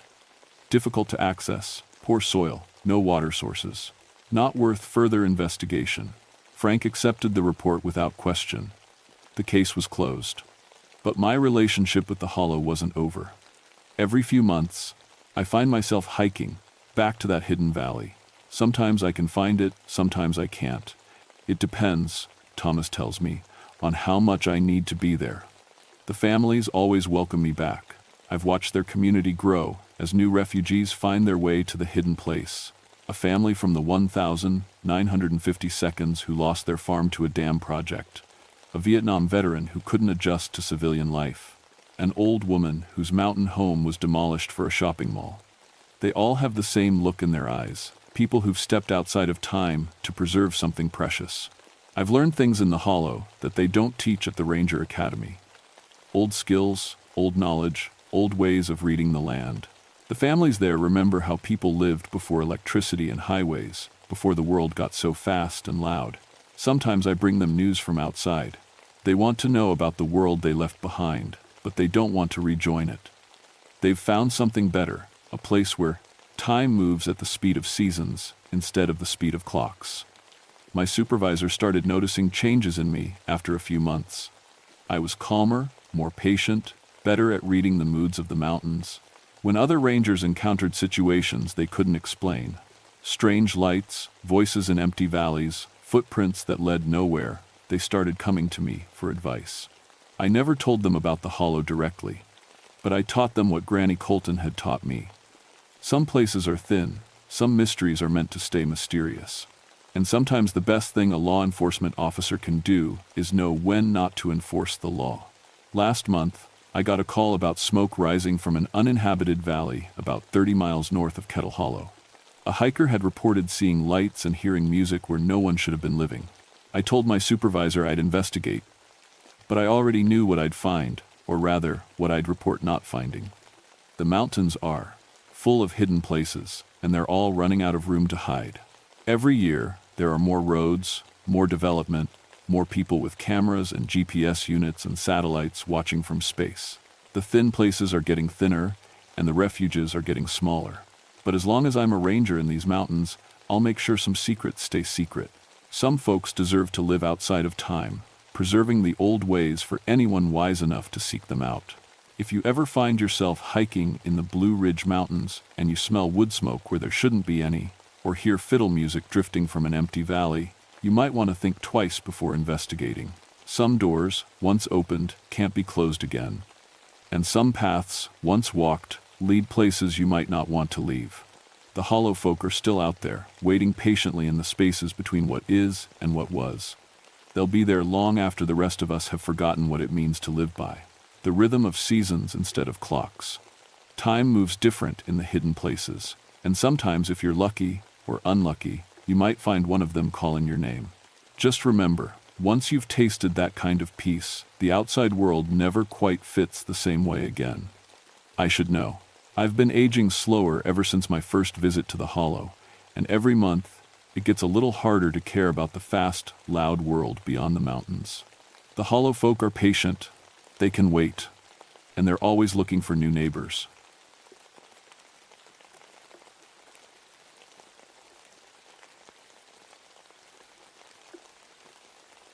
My name is Rebecca Stormcrow, and I've been pulling climbers off these rock faces for 16 years. When you work search and rescue in Pisgah National Forest, you see things that would make most people never want to touch granite again. Broken bones, hypothermia, falls that should have killed someone but didn't. I've rappelled down 1,000 cliff faces and hauled up bodies both dead and alive. But I never believed rocks could be alive until Painter's Rock showed me different. It was February 1991, middle of the worst ice storm we'd seen in a decade. The whole mountain was coated in glass, every surface slick and deadly. Any sane person would stay inside, but climbers aren't sane people. We got 3 calls that week about folks stuck on the granite domes around Looking Glass Rock. 2 we brought down easy enough. The 3rd call changed everything. "Rebecca, you need to get up to Painter's Rock," dispatch crackled through my radio. Got some climbers reporting vandalism on the main face. Painter's Rock sits about a half-mile from the main Looking Glass Dome, a massive chunk of granite that rises 4,000 feet above the valley floor. It's a technical climb even in good weather, and in ice storm conditions, it might as well be on the moon. But vandalism on protected rock formations is serious business. Cherokee petroglyphs cover parts of these mountains, and we don't mess around with people damaging cultural sites. I loaded my pack with extra rope, ice axes, and medical supplies. My partner Jake was down with flu, so I'd be going solo. Not ideal, but I'd climbed Painter's Rock so many times I could probably do it blindfolded. Every handhold, every crack, every place where the granite shifted from solid to sketchy, I knew it all. The hike to the base took 2 hours through snow and ice. By the time I reached the rock face, my fingers were numb despite thick gloves. Painter's Rock loomed above me, a wall of gray granite disappearing into low clouds. Ice covered most of the surface, but I could see dark marks on the stone about 40 feet up.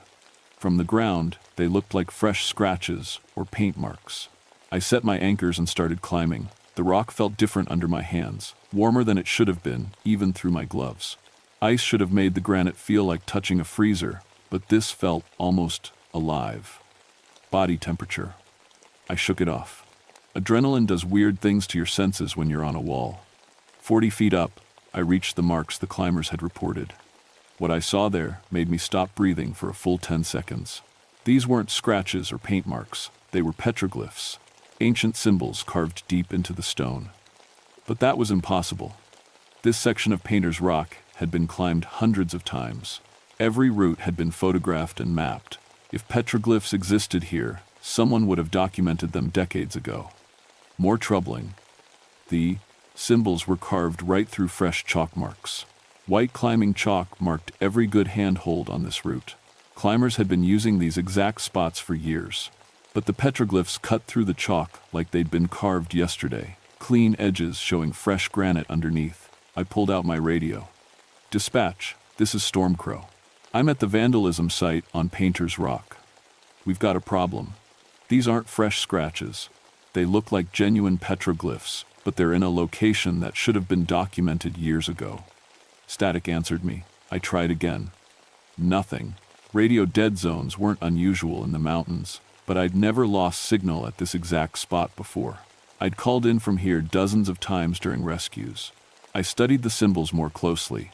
Spiral patterns, animal shapes, and something that looked like a human figure with arms raised toward the sky. The style matched Cherokee petroglyphs I'd seen in other parts of the forest, but the carving looked too fresh, too clean. Below the symbols, someone had scratched a word in English. Warning. A chunk of ice broke loose somewhere above me and clattered down the rock face. I looked up but couldn't see anything through the clouds, just granite and more granite, disappearing into gray sky. That's when I noticed something that made my blood freeze. The rock face above the petroglyphs was warm. Not just warm, actually steaming in the cold air. Thin wisps of vapor rose from the granite like breath on a winter morning. I'd been climbing for 20 years. Rock doesn't steam. Not in February. Not ever. I touched the stone again, pulling off my glove to feel it skin to skin. The granite was definitely warm, maybe 70 degrees, while the air temperature hovered around 20. It felt like touching living flesh. That's when I heard the first sound. Deep inside the rock, so low I felt it more than heard it, came something like a heartbeat. Slow, steady, rhythmic. The entire rock face vibrated slightly with each pulse. I jerked my hand back and nearly lost my grip. Rocks don't have heartbeats. I rappelled down as fast as safely possible, my hands shaking so badly I nearly dropped my gear twice. By the time I reached the ground, I'd convinced myself I was experiencing altitude sickness or hypothermia hallucinations. Mountains can mess with your head when you're alone and stressed. But when I got back to the ranger station, my radio started working perfectly. Dispatch, this is Stormcrow. I need to speak with someone from Cherokee Cultural Affairs. We've got petroglyphs on Painter's Rock that weren't there last month. Copy that, Rebecca. Anything else unusual? I paused, finger on the radio button. How do you report that a rock face feels alive? Negative, just the petroglyphs. The next morning brought clear skies and temperatures just above freezing. Perfect climbing weather. I returned to Painter's Rock with Tom Bearstep, a Cherokee elder who worked with the Forest Service on cultural preservation issues. Tom had been documenting petroglyphs in these mountains for 30 years. If anyone could explain what I'd found, it would be him. The hike up went smoothly, and Tom climbed like someone half his 58 years. When we reached the base of Painter's Rock, He stopped and tilted his head like he was listening to something. "This place feels different," he said quietly. "Different how?" "Awake." I set anchors for both of us, and we climbed to the petroglyph site together. In daylight, the symbols looked even more impossible. They were definitely old. The carving style and weathering patterns matched petroglyphs Tom had shown me elsewhere. But the location made no sense. Tom studied the symbols for 10 minutes without speaking. Finally, he looked at me with worried eyes. "These are danger warnings, very old ones. They're telling people to stay away from this place." "Stay away from what?" "The sleeping one. The stone spirit." Tom traced one of the spiral patterns with his finger. "My grandfather told stories about places like this. Rocks that dream. When they wake up, they try to warn people." "Warn them about what?" "About dying." Tom pointed to the symbol that looked like a human figure. "This isn't just a person, it's someone falling. The other marks, they're telling the story of what happens when the rock spirit wakes up. First, it tries to communicate. Then it tries to protect people. Then..." He didn't finish the sentence. "Tom, rocks don't dream, rocks don't communicate." He looked at me steadily. "Then explain how these symbols appeared overnight on a rock face that's been climbed 1,000 times." I couldn't. We were getting ready to rappel down when we heard voices below. 3 climbers were setting up gear at the base of the rock, preparing to attempt the same route where we'd found the petroglyphs. "Hey," I called down. "This route is temporarily closed for cultural survey." One of them looked up. "Come on, Rebecca, we drove 4 hours to climb this thing." I recognized the voice. Danny Martinez, a strong climber from Charlotte who'd been coming here for years.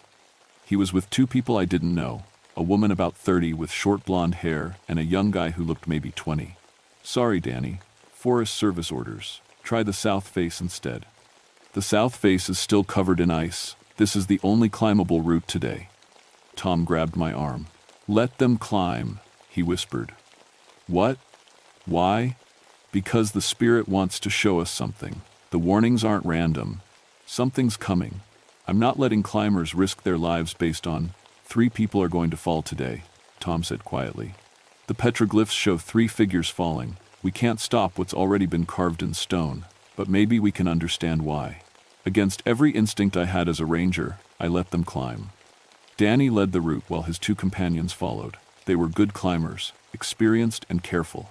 I watched through binoculars as they moved up the rock face, following the same path Tom and I had taken. Everything went normally until they reached the petroglyphs. Danny stopped climbing and called down to us. "Rebecca, you need to see this." "What is it?" "The holds are wrong." Tom and I looked at each other. "Wrong how?" I shouted back. "The hand holds I've been using for 3 years, they're in different places. It's like the rock face changed." That was impossible. Granite doesn't change. Granite doesn't move. Granite is the most stable rock formation on Earth. But as I watched through binoculars, I saw Danny reach for a handhold that should have been there, a distinctive crystal formation I'd used dozens of times. His hand grasped empty air. The crystal formation had moved 6 inches to the left. Danny's partner, the blonde woman, called down next. "The route's completely different up here. It's like climbing a totally new rock." I started climbing immediately, with Tom right behind me. By the time we reached them, all 3 climbers were standing on a ledge that shouldn't have existed.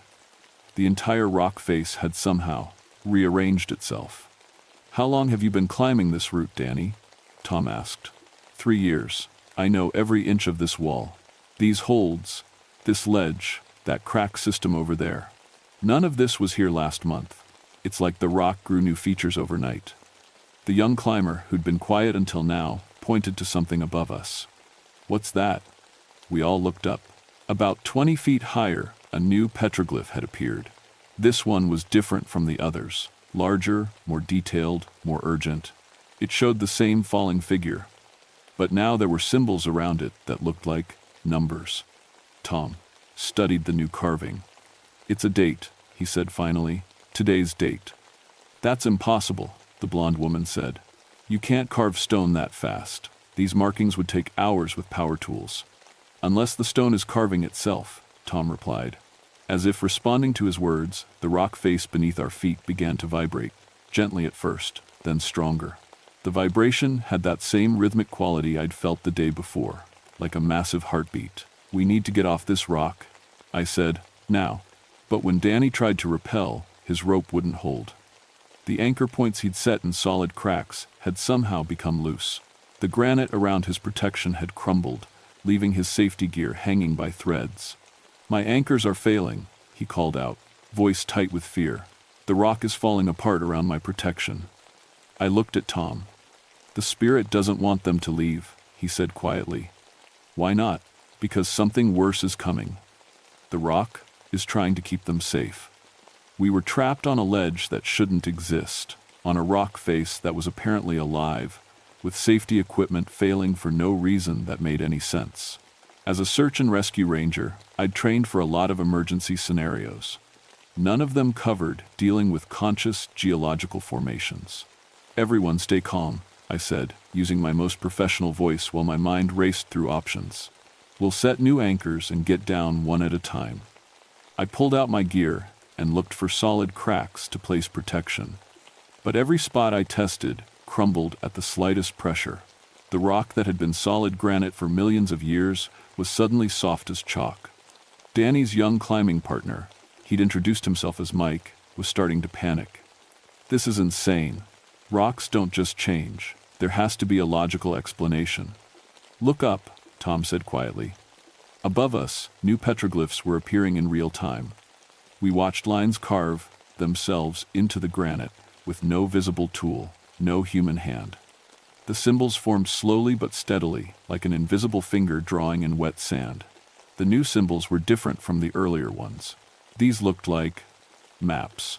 Topographical lines, elevation markers, geological features. And running through the center of each map was a jagged line that could only represent one thing: a fault line. "Oh no," I breathed, understanding hitting me like a physical blow. "Tom, how long have these Cherokee stories been around, the ones about stone spirits that try to warn people?" "Generations. My great-grandfather heard them from his great-grandfather.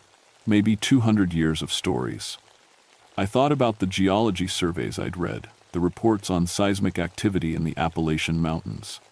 The last major earthquake in this area was 1886. Before that, 1755. They happen every 120 to 140 years. "We're overdue," Tom said grimly.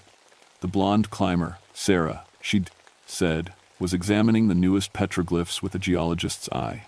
"If these are accurate, there's a previously unknown fault line running directly under this entire mountain range. A movement here would trigger rock slides for miles." As if summoned by her words, the rock face shuddered again. This time, the vibration wasn't rhythmic like a heartbeat. It was irregular, violent, like something massive was trying to break free from deep underground. "The spirit isn't just warning about a rock slide," Tom said, his face pale. "It's warning about the earthquake that's going to cause the rock slide." Small stones began falling from somewhere above us, then larger stones. I looked up and saw impossible cracks spreading across the granite face like a spider web.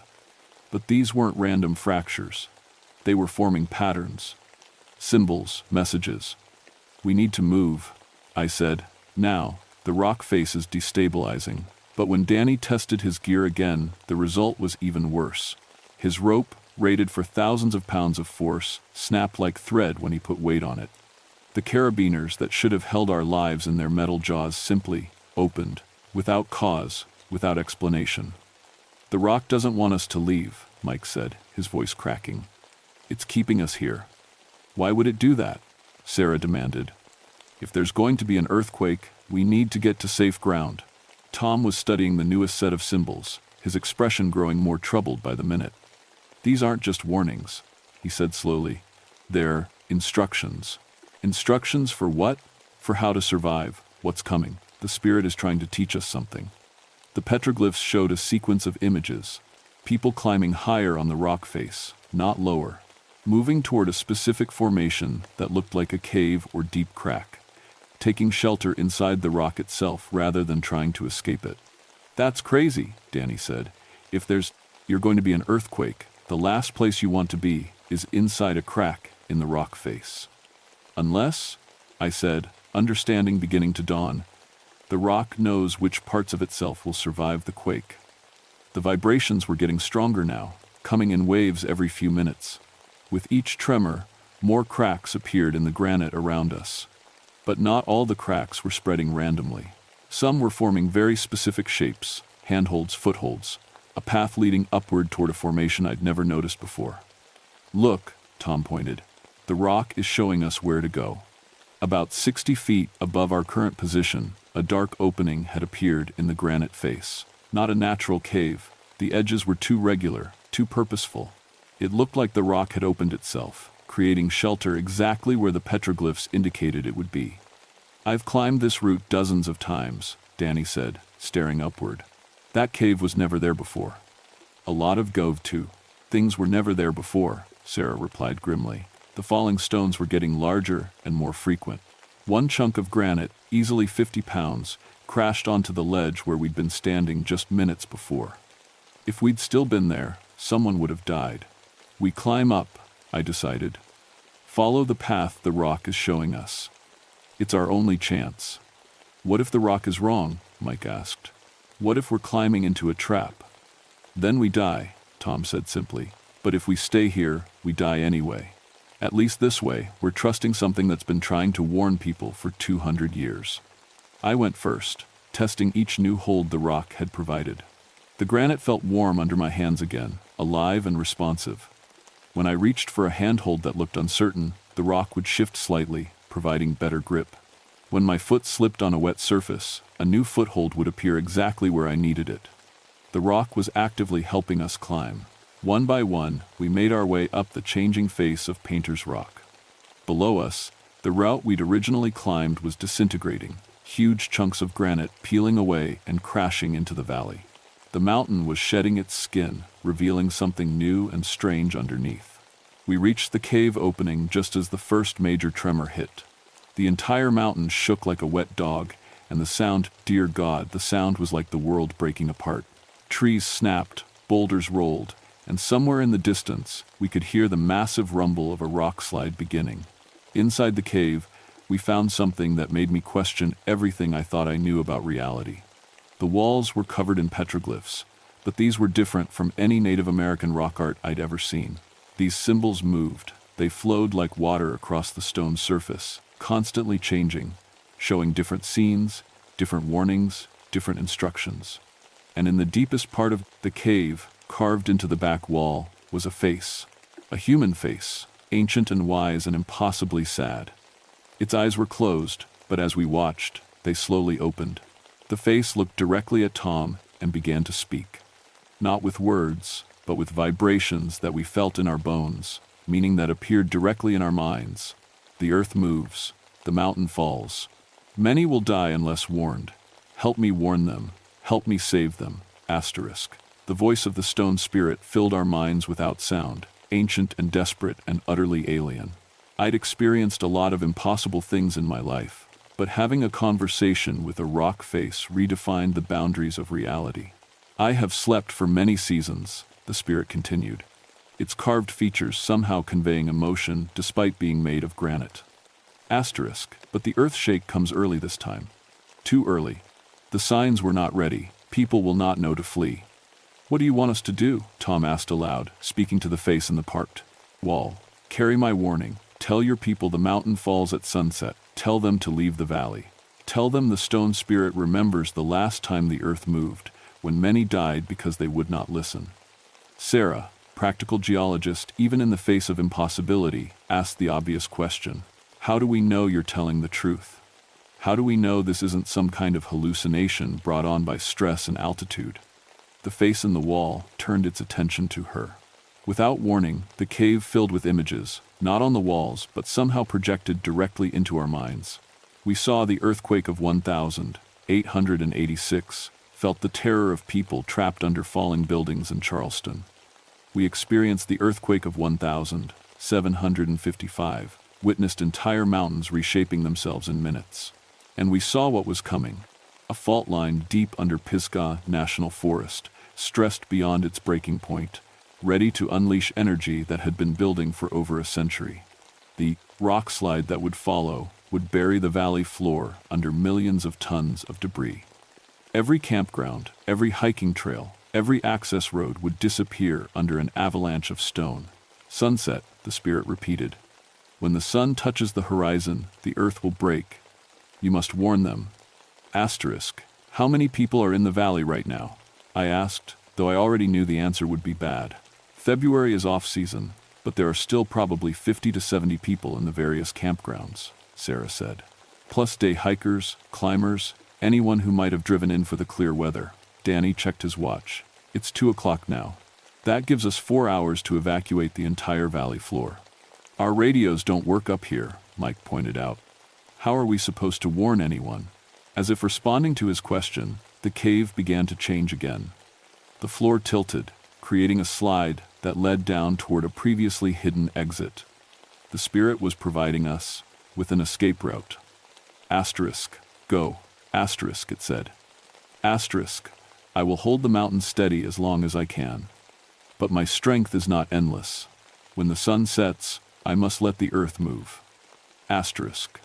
We slid down through the rock, following a tunnel that definitely hadn't existed an hour ago. The passage led us through the heart of Painter's Rock, past chambers filled with moving petroglyphs and walls that pulsed with that same living warmth I'd first felt 2 days ago.